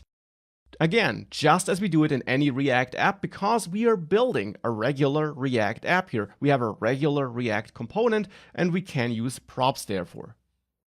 And we can expect and use any props we want, because it's our component. So here, for example, we could expect that on this props object, we get a text property or a value property, whatever you want. I will go with text here. And now we just have to make sure that in the place where we use this component, so in the app component here, we pass this prop so that we set a text prop here on goal item in the app component. And then here we have to pass in item data dot item dot text. Because again, text is the property that holds the actual text, and I want to pass this text as a value to the text prop in my goal item. And with that, if we save this and I reload everything, if I go back and I learn React Native here, this crashes because of this error, can't find variable view. What's wrong here? Well, what's wrong is that in the goal item component, I'm using the view and the text components, but I'm not importing them. And I showed this on purpose, because this is important to understand. If you're working with React for the web, you can use divs and h2 elements just like this. You don't need to import them. That's different in React Native. There, all these components are provided by React Native, and you have to import them in order to use them. So besides importing the style sheet here, we also have to import view and text, because we're using these two components in this JSX code. And once we import them, if we now reload our apps again, you will see that now, of course, if I do learn React Native, this works again. And now it's looking the same way as before, because in the end we get the same UI as before, but we're achieving this with help of another custom component. So now we got this custom component, but we got another custom component which I want to build. And this component should hold the input related markup and logic. Now definitely feel free to extract the appropriate code from app.js into goal input.js on your own and build your own goal input component which you use in app.js. In a couple of seconds, which I give you to pause the video, we will do this together. So, did you succeed? Let's try this together. Now here I want to extract some markup into goal input. For this, I'll first of all create a goal input component here in the goal input.js file and export this. And then we want to return some JSX code in here. The JSX code that should be returned is the text input and the button, but I will also grab the view that holds these elements as the container, because that view holds the input related container styling, and I want to outsource this as well. So here I will add this container with the text input and the button to my goal input.js file. Now, just as before, we need to do a couple of things. We need to import view, text input, and button, and we need to bring over our style sheet objects. Now I'll start by importing, and I will import view, text input, and button from React Native so that we can use these components here. And I will also import style sheet because, of course, I will create a style sheet.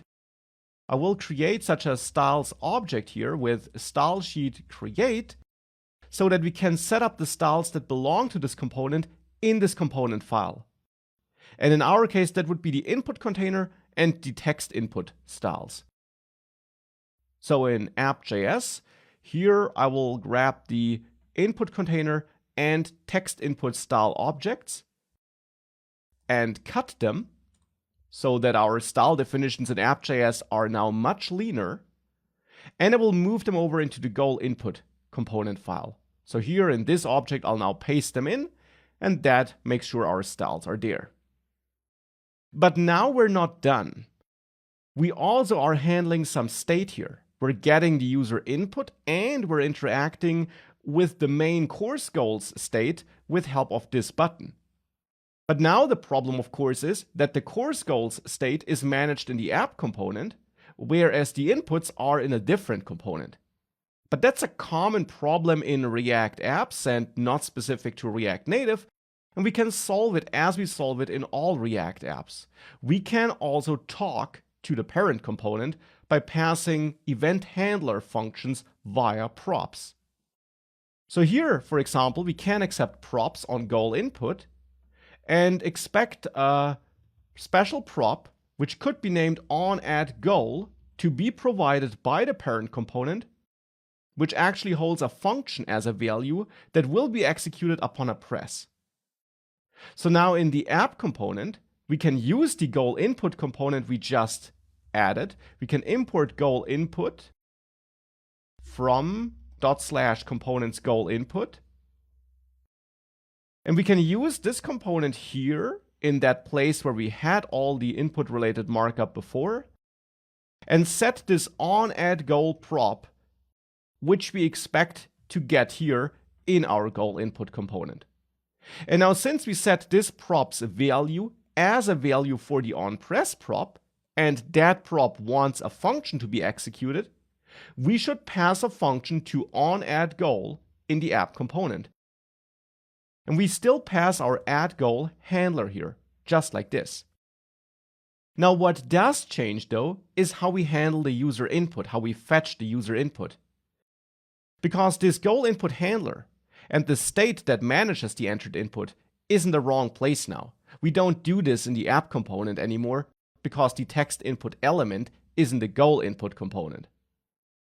What we should do therefore is grab that state and cut it from the app component and move it into the goal input component, like this. For this, of course, we must make sure that we import useState from React in this goal input component so that we can use this function here. Now we got the state. We also need this goal input handler function which updates the state though. So that in the app component, only the course goals state and the addGoal handler function is left. We will tweak this function in a second as well though. In goal input.js, we can now paste in that goal input handler function. And therefore this is now again connected to onChangeText where we point at this function. So this entered goal text is still being handled here. Now the only problem is that this entered goal text is eventually needed in the app component when we add a new goal. And therefore we also need to make sure that this data arrives here in addGoal handler. The easiest way of ensuring this would be to expect the entered goal text as a parameter. So that whenever addGoal handler is called, we get this text and we can use it in here. Now this function is fine. But right now, this text wouldn't be provided. addGoal handler is passed as a value to onAddGoal on the goal input. And onAddGoal is forwarded to onPress. And onPress, which ultimately calls this function, does not provide this entered goal text. To make sure that it does, we have to change something in our code here. For example, we can add another function here in our goal input component file and name this function addGoalHandler again. So now we have this function or a function with this name in both goal input and app, but that's no problem because we're in different components here, hence we have no name clash. Now in this function, I actually want to execute props onAddGoal. So I want to call this onAddGoal function, which we receive here, manually. And then onPress is connected to this addGoalHandler function, which I just added. By calling this function manually, I can now make sure that I forward my entered goal text. So this state. I pass this as a value to the function I receive on this onAddGoal prop. And therefore, since that function is the addGoalHandler in the app component, that addGoalHandler function will receive the entered goal text, because I'm passing it manually here. And again, this is nothing React Native specific, this is standard React. Now, as an extra bonus, we could also set our entered goal text to an empty string to clear it whenever we added a new goal.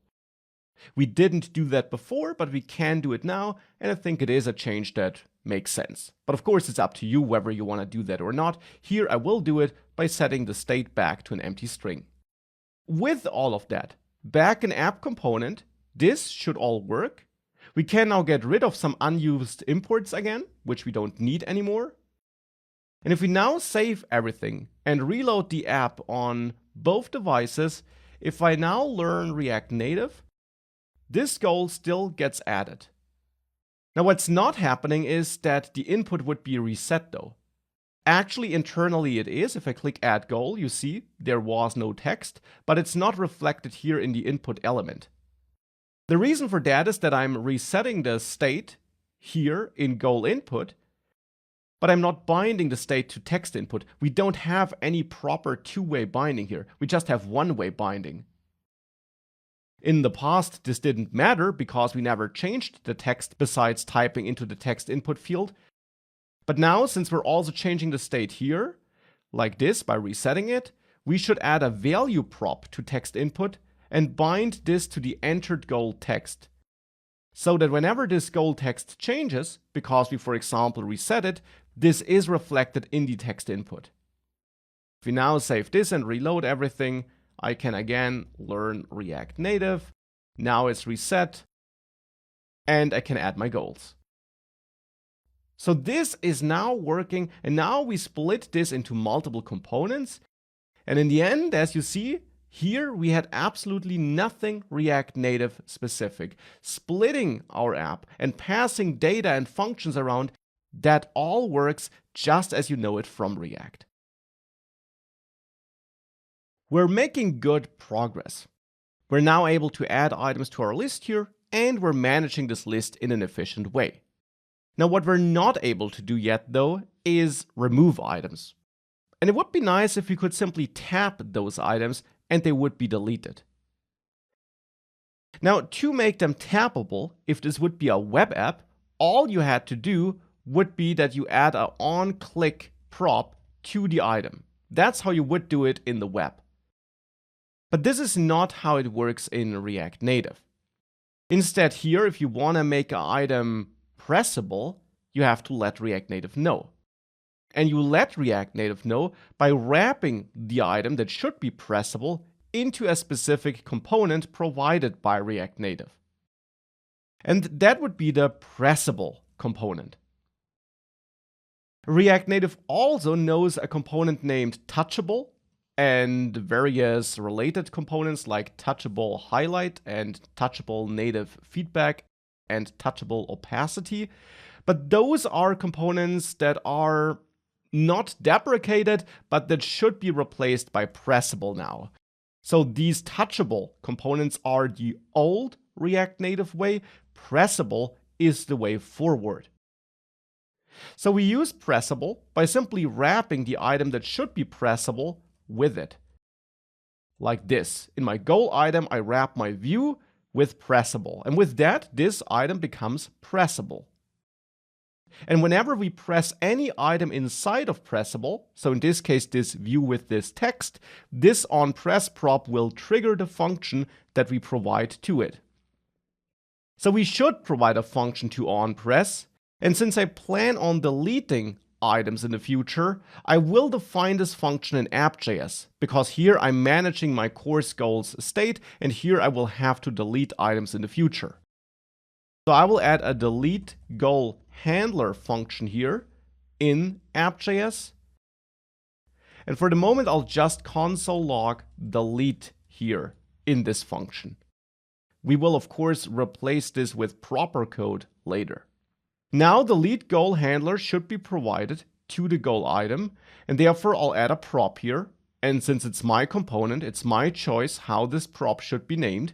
And I'll name it onDeleteItem and pass my delete goal handler function to that. A pointer to this delete goal handler function is passed as a value to onDeleteItem on my goal item component.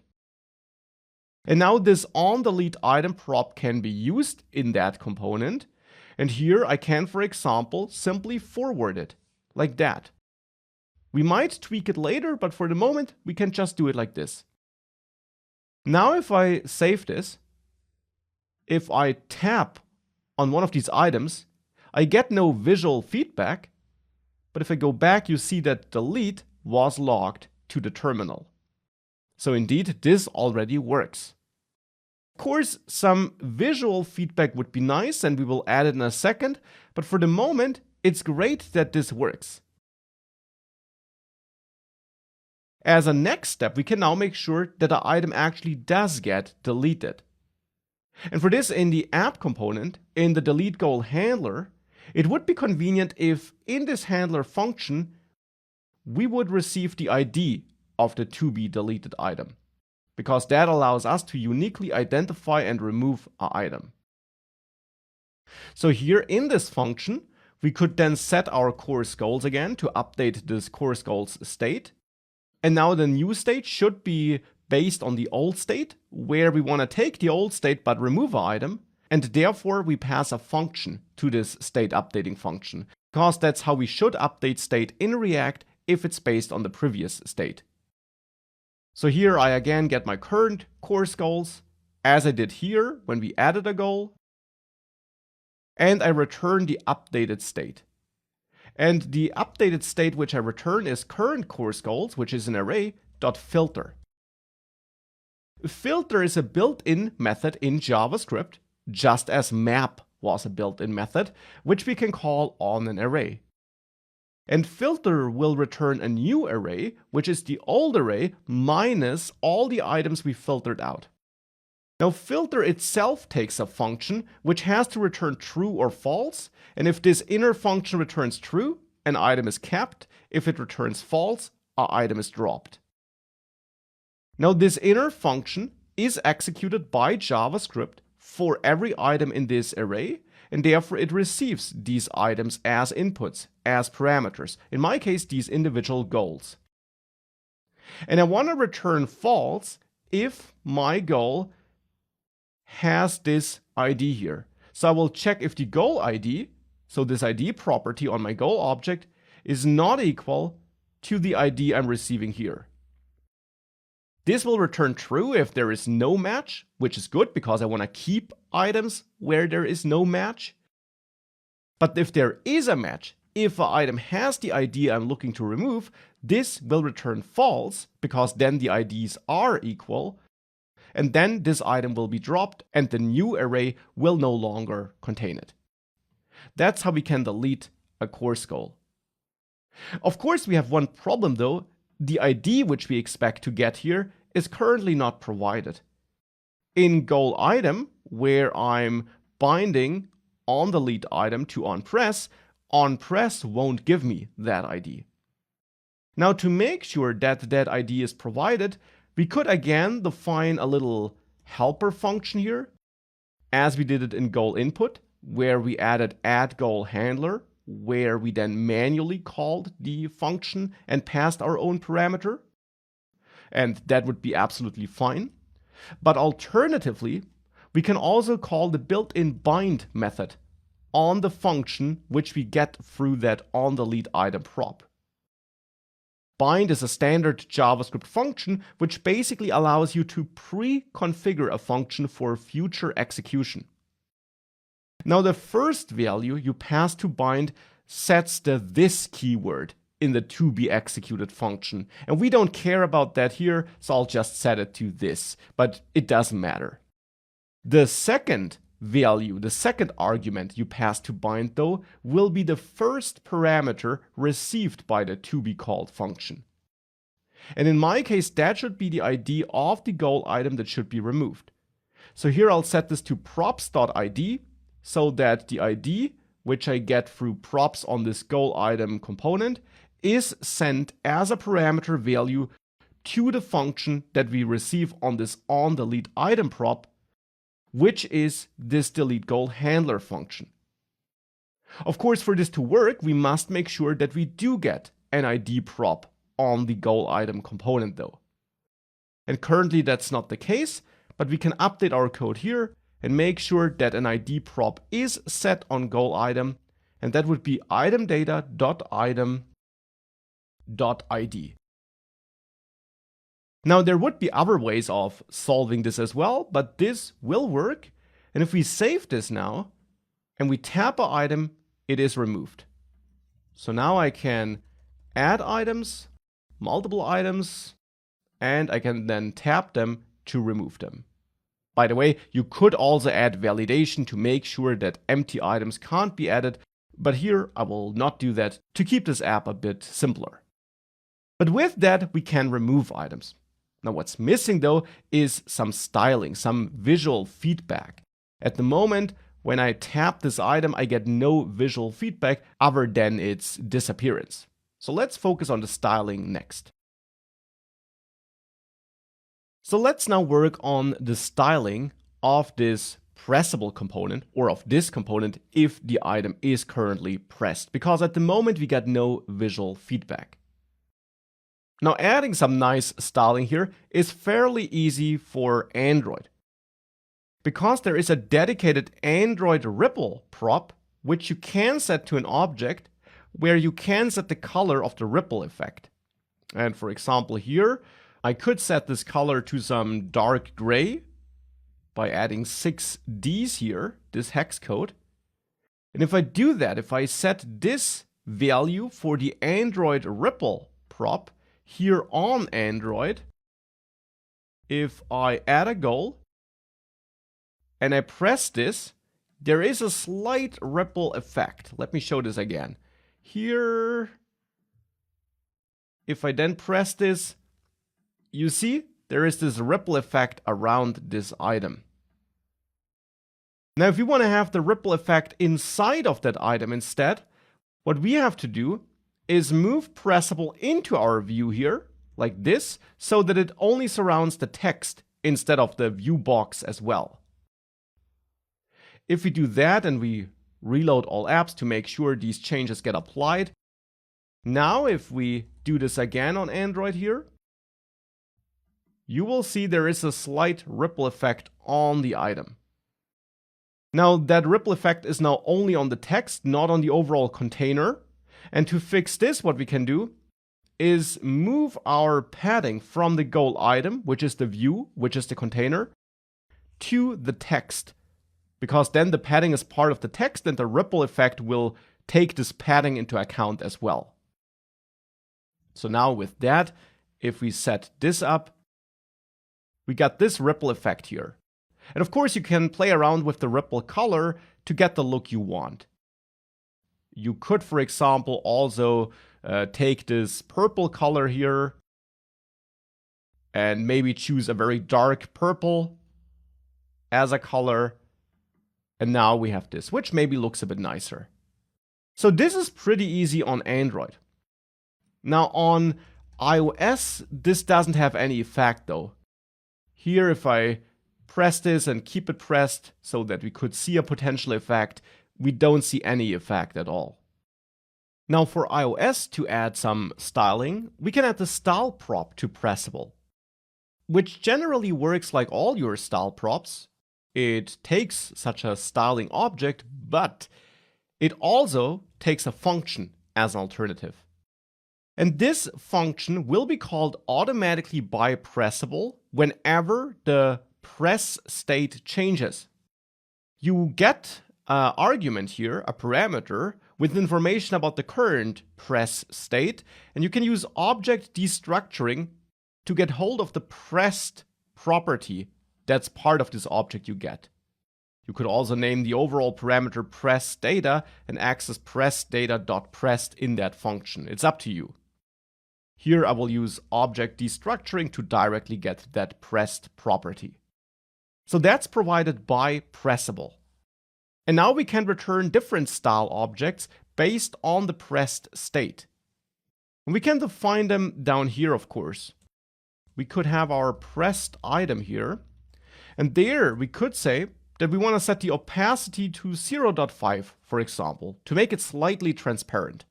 With that up here, we can check pressed, and if it's true, we return styles.pressed item. Otherwise, we return no special styling. If we save this, and I now do learn React Native again, you notice that if I press this, we also get some feedback here on iOS. Now, of course, you could go for all kinds of feedback. You could also bring this view back into the Pressable component here and add another surrounding view so that you can influence the style in greater detail, and you can, for example, also change the background color, whatever you want. Here, I'll keep this simple feedback, but now we also do have some feedback with help of this function form of this style property here. So again, we made good progress here. To conclude this section, I want to improve the overall look and feel of this application a little bit though. And I want to start by actually outsourcing this input part into a modal. Modals are these overlays that typically slide up or pop up on mobile apps that overlay the main screen and allow you to take some action after which they disappear. Adding such a modal and adding the input logic here into such a modal is thankfully pretty easy in React Native because it comes with a built-in modal component. So all you have to do in the goal input component, where I want to create that modal, is you import modal from React Native, and then you wrap that around the content that should go into the modal. In my case here, that's the view with the text input and the button. If you do that, we have this look here. So our list of goals seems to be gone and the styling is a bit off. And as I add goals, I don't see them. The reason for that is that we actually see the modal here, the overlay which we have on the entire screen.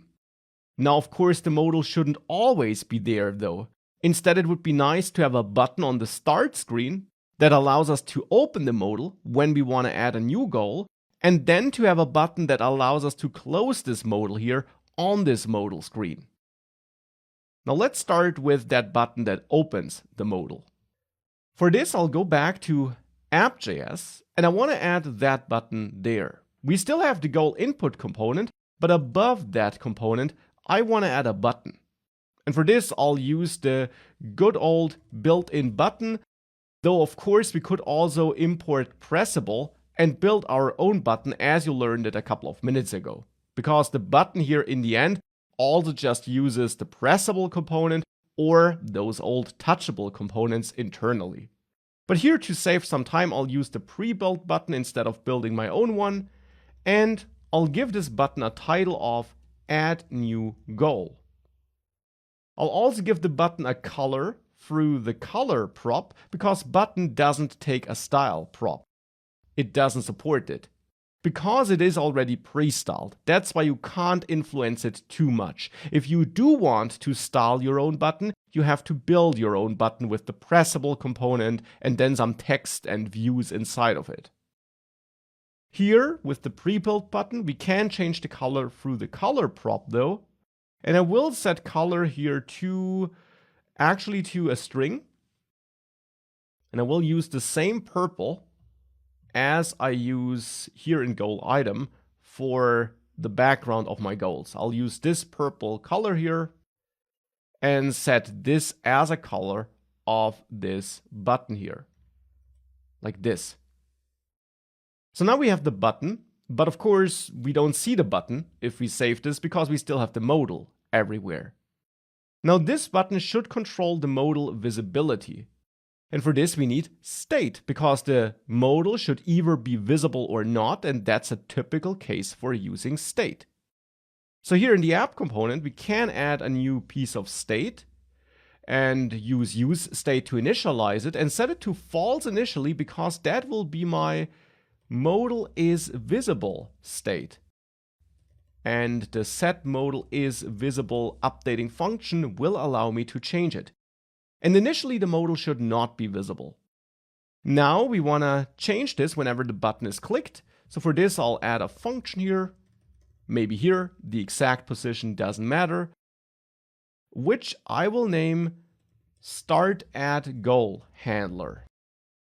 And in this function I want to set modal is visible to true, because I want to show the modal. Now this startAddGoalHandler function should now be connected to this button, and this button, being a built-in component, has this onPress prop, which we now use to connect it to startAddGoalHandler.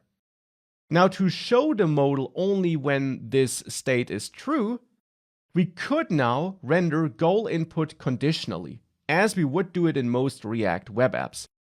We can add curly braces around that, and then check our modal is visible state, and if it's true, then we render goal input, which internally contains this modal. If we do it like this and we save everything, indeed we see the button here, and if I press the button, the modal appears. But the modal then is just there. There is no animation and nothing, and therefore that's typically not how you would do that. Instead of just showing or hiding this component like this, a better approach is to embrace some of the props modal, this built-in modal component, offers to you. To be precise, this modal component has a visible prop, and if set to true, the modal is visible, if set to false, it's not. Now, this is useful because in addition, modal also has an animation type prop where you can set how it will be animated, that there maybe is no animation at all, that it should fade, or that it should slide in, and I will go for sliding. And now I just expect to get the should it be displayed or not information via props. So here I'll access props.visible, though this prop name here is up to you. It could also be show modal, but I'll choose visible. And now we have to set this prop on goal input in the app component. So here I'll now add this visible prop and set this equal to modal is visible, which is true or false. And with that, if we now save this and we force a reload by pressing R here in the terminal, now the modal slides up. Of course, we can't dismiss it at the moment, and the styling in there also is a bit off. So therefore, let's next focus on that styling, and let's then make sure that we can also close this modal. So to work on the styling here, in the end we need to go into the goal input component. There we have this modal, and in the modal we have this view, which in the end is responsible for controlling how the text input and button are displayed.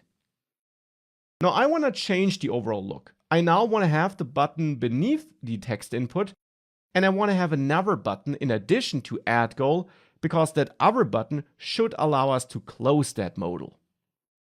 Now to achieve this, I will restructure this a bit, and I will actually add another view in here below the text input and move my button into this view and add another button here with a title of cancel so that I can add the goal or cancel adding. And this should in the future close my modal. At the moment it won't do anything though. Now with that we got that view in a view, but now I want to change the styles of that outer view, which is the main view inside the modal, because it's the first element in the modal, the topmost element in the modal. And on this input container, I want to use flex1 so that it takes all the available space in the modal, but I want to change the flex direction back to column. And therefore we can actually also remove it because that's the default anyways. With this, if I save this, the buttons are now below the text input, but they're totally stretched out because we have space between for justify content. This should instead be center to make sure that all the content is centered. This now looks way better. Now, in addition, these two buttons should be next to each other. And therefore, I added this view around the buttons, and I will give this view some styling. So here, maybe at the bottom, I'll add my button container object and actually give this a flex direction of row so that the two buttons are next to each other. And then add this button container on this view. So here I'll add a style, which is styles.buttonContainer. With that, the buttons do sit next to each other. Now it would be nice if the buttons had maybe a fixed width and some spacing between them. And to achieve this, since I can't style these buttons since they're built in, and since I don't want to build my own button, which we could do, but which is some extra work, I will actually wrap each button into a view as well, because then I can style that view instead of the button, and therefore still influence the look of the button a bit. So here I will assign a style property to those views here and set up a dedicated styling object for those buttons. I'll name the style object button, and for every button here, I'll just make sure that it takes, let's say, 40% of the available width.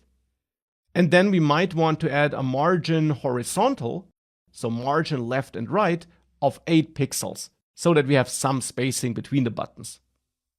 And it's now this button style here, which I want to add to the views that hold the buttons. And that's a quick and easy way of setting my own styles to the buttons, even though I can't change the button style itself. But you can change the width or height with that. You can add margins between them. You wouldn't be able to change the color or text color though. If that was your plan, you would have to build your own button. And in general, if you need more adjustments, you might want to build your own button by using the pressable component. But this is good enough for now, and it gives me these equal-sized buttons below the text input. I also want to have some spacing between the text inputs and the buttons, and maybe we can shrink them a little bit. So to shrink them, I'll change the width to 30% here, or we set this to a fixed pixel width of 100, for example, like this. And for the spacing between the text input and the buttons on the button container, I will add a margin top of, let's say, 8 or maybe 16. So now if I save this, there is some distance between the buttons and the text input above the buttons. The text input now also can become wider, so I will set the width of the text input to 100%. With that, I reloaded the app in between, so I will reopen this. This is now wider. Now, it would still be nice to have some area around that which is not occupied, and therefore on the overall container, which is that root view in the modal, I will add a little bit of padding in all directions, and let's say add 16 pixels of padding. And now I'd say this doesn't look too bad. Last but not least, we still have some extra spacing to the right of the text input, because we had a margin to the right, and I want to get rid of that as well.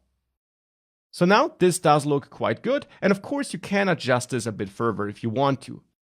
Now I want to make sure that the modal closes whenever we cancel or click add goal though, because at the moment that's not happening.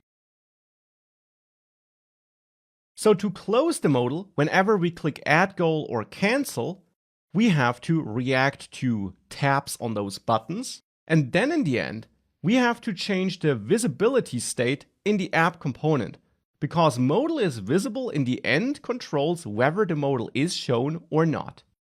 Now we already got a start at goal handler, which opens the modal. Now we can add a end at goal handler, which should set modal is visible to false. And now we just need to make sure this function gets called whenever a user taps on the add goal or cancel buttons.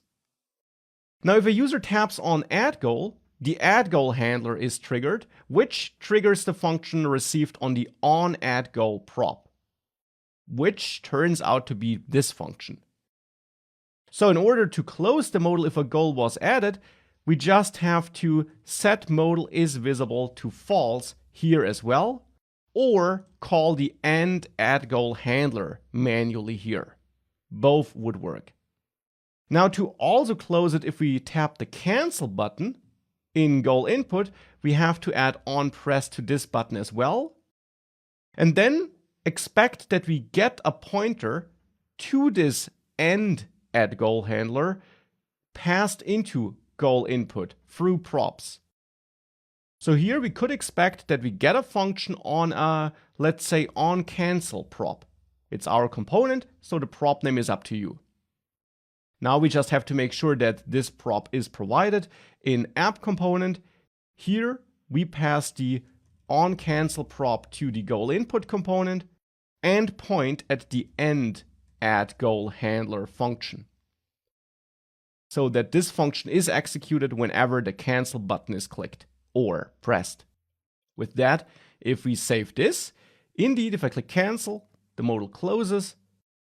And if I add a goal here, like this, and I click add goal, it also closes, but the goal is there. And of course, it also works on Android. Both adding and removing and opening and closing. Now to finally finish this app here, I want to improve the overall look and feel by changing some colors and by adding an image, which is something we haven't done yet, but which is of course something you will often do and you should therefore know how to do. Now adding an image thankfully is easy because React Native has a component for it.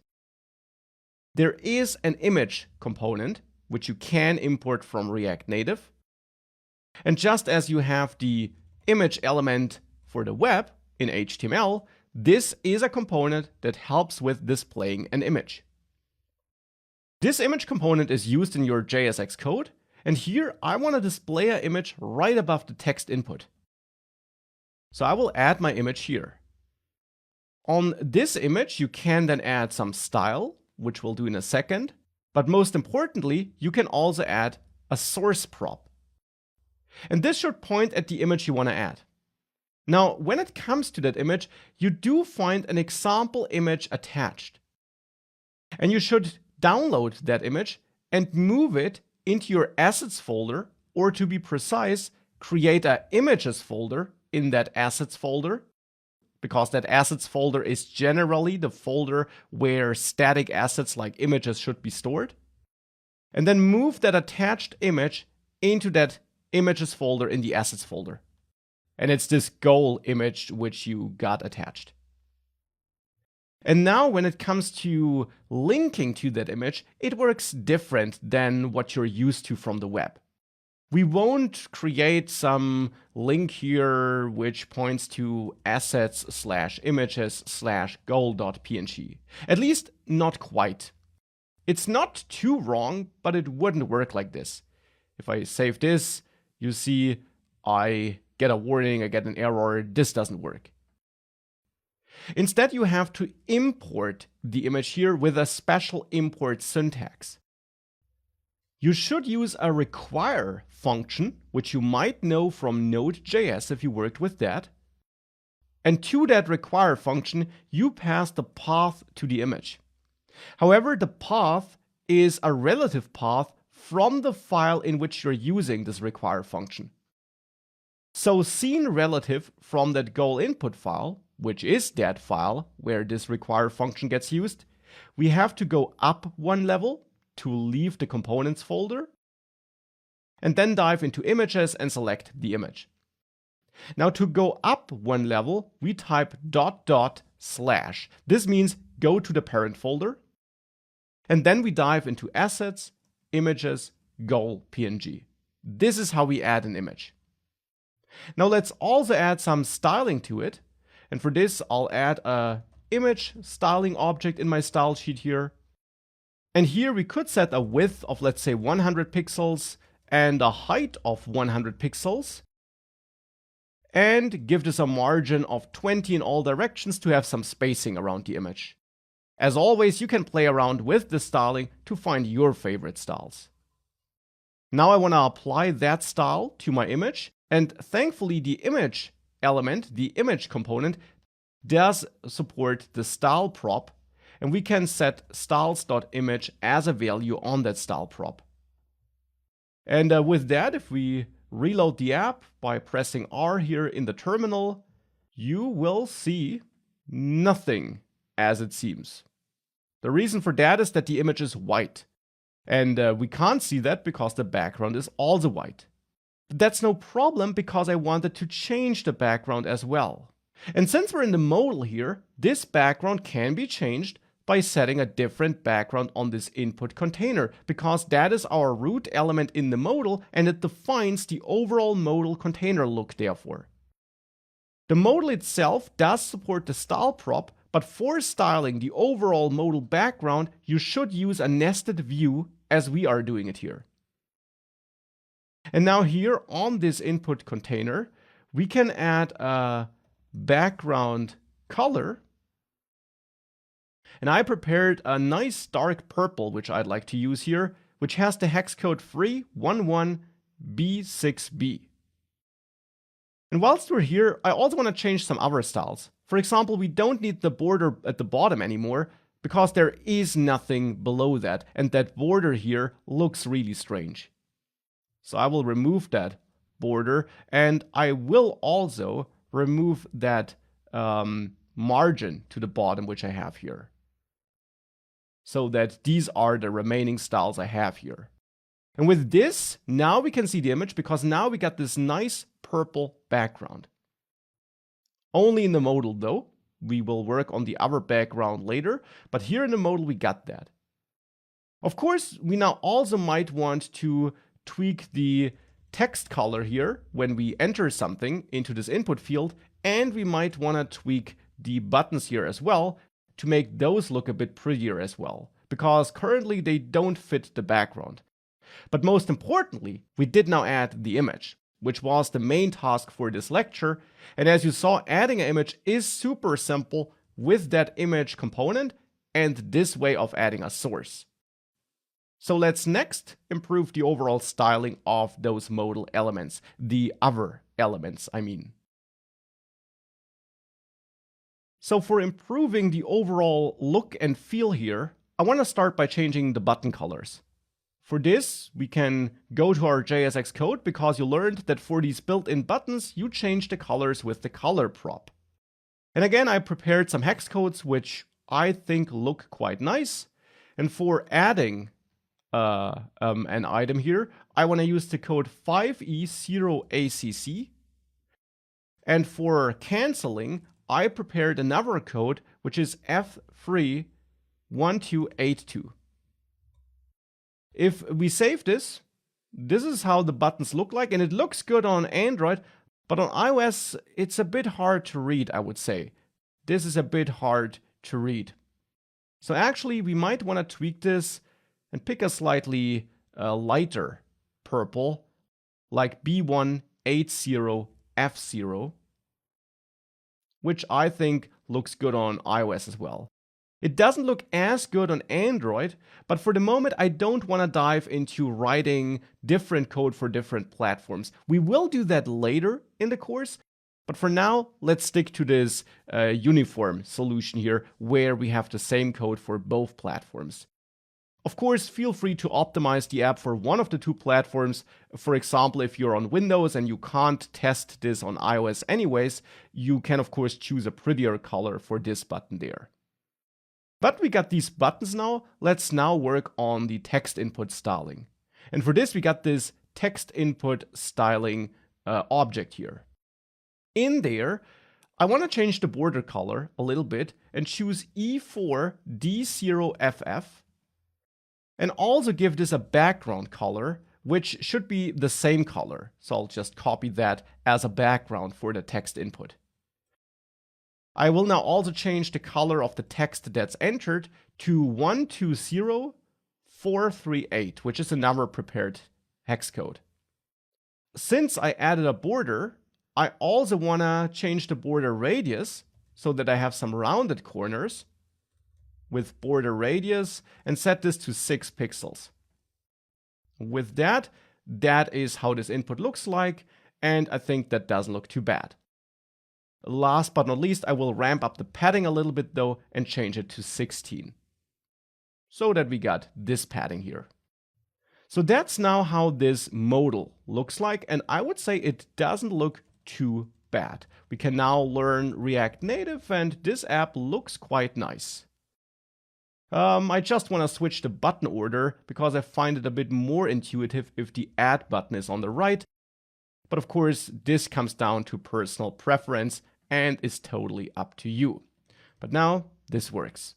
Last but not least, I also want to improve the styling of this main screen though, because I think that white background color isn't too pretty. Here I prepared a little color for us, and it has the hex code 1E085A. Now if we set it like this works, and we get this as a background color. And this works just fine here. But if we had multiple screens in this app, so not just the modal but also other screens, which we will have later once we add navigation, then manually setting the background color like this all the time can become annoying. Therefore, what you can do when using Expo is you can go to the app.json file, and in that file, you can actually also add a special background color configuration item and set this to a hex code. And this will then automatically be applied as a background color to all screens by Expo. So if I now reload after adding this to app.json and saving that file, we also got this background color, but now it's applied by Expo to all the main screens. Not to the modal, but to all the main screens that are not overlays. Here we only have one screen, so it didn't matter, but this can be the more convenient approach if you do have multiple screens. Of course, like this, I'm not totally happy with the way this Add New Goal button looks. I think it's a bit hard to see on iOS. Therefore, what I will do is in app.js, I will change the color of this button, and we could go for a lighter purple, like this, and I think that looks a bit nicer. So now with the styling changed, there's one thing that might become obvious. The status bar is really difficult to see on both these devices. The reason for that is that it's still black, that it doesn't know that we have a dark background. Now, thankfully, Expo gives us a solution for that. We can import a special component from Expo. And that component is the status bar. We can import it from expo-status bar, which is a standalone package which is already part of this project, this package here. This is a component which we can use to fine-tune the look of the status bar. We simply use this status bar as a component here in our JSX code in this root app component. So here we can add status bar, and since it's now next to another sibling component right at the top of the returned JSX code, I will wrap it with such a fragment since you're not allowed to have sibling elements at the root level of JSX code otherwise. So we add this wrapping fragment and add the status bar component next to our root view component. And on this status bar component, you can now set a style prop which wants a string though. And you can now set the status bar to dark or light or let it infer it automatically. Now auto doesn't work here, So I will set it to light. And if I do that, the status bar becomes white and is now way easier to see again. And that is definitely a tweak we also want to apply so that we do have an app that looks good and that still allows the user to see crucial phone information like the battery or the time. But with that, this app is finished now. Definitely feel free to dive deeper into it and tweak it and play around with styles, position things differently, add features. But for now, we're done. We are of course going to dive way deeper into React Native in the next course sections though. So that's it for this course section. We learned a lot about React Native. We built the first basic application here where we can add our course goals. And whilst building this application, we learned a lot about building user interfaces with React Native in general. You learned that you must use these built-in core components, for example. You are not allowed to use HTML elements like divs or anything like that. Instead, you build the entire user interface and all your custom components from those built-in components. But then you can combine them as you need to build your own elements and features. You also learned how styling works, that you create such style sheet objects which hold nested objects which you can then assign to different elements in your JSX code. In those nested objects, we have CSS-like properties which allow us to set margins, paddings, colors, and all these things. Now, even though it looks a bit like CSS, or the names are similar, it isn't CSS.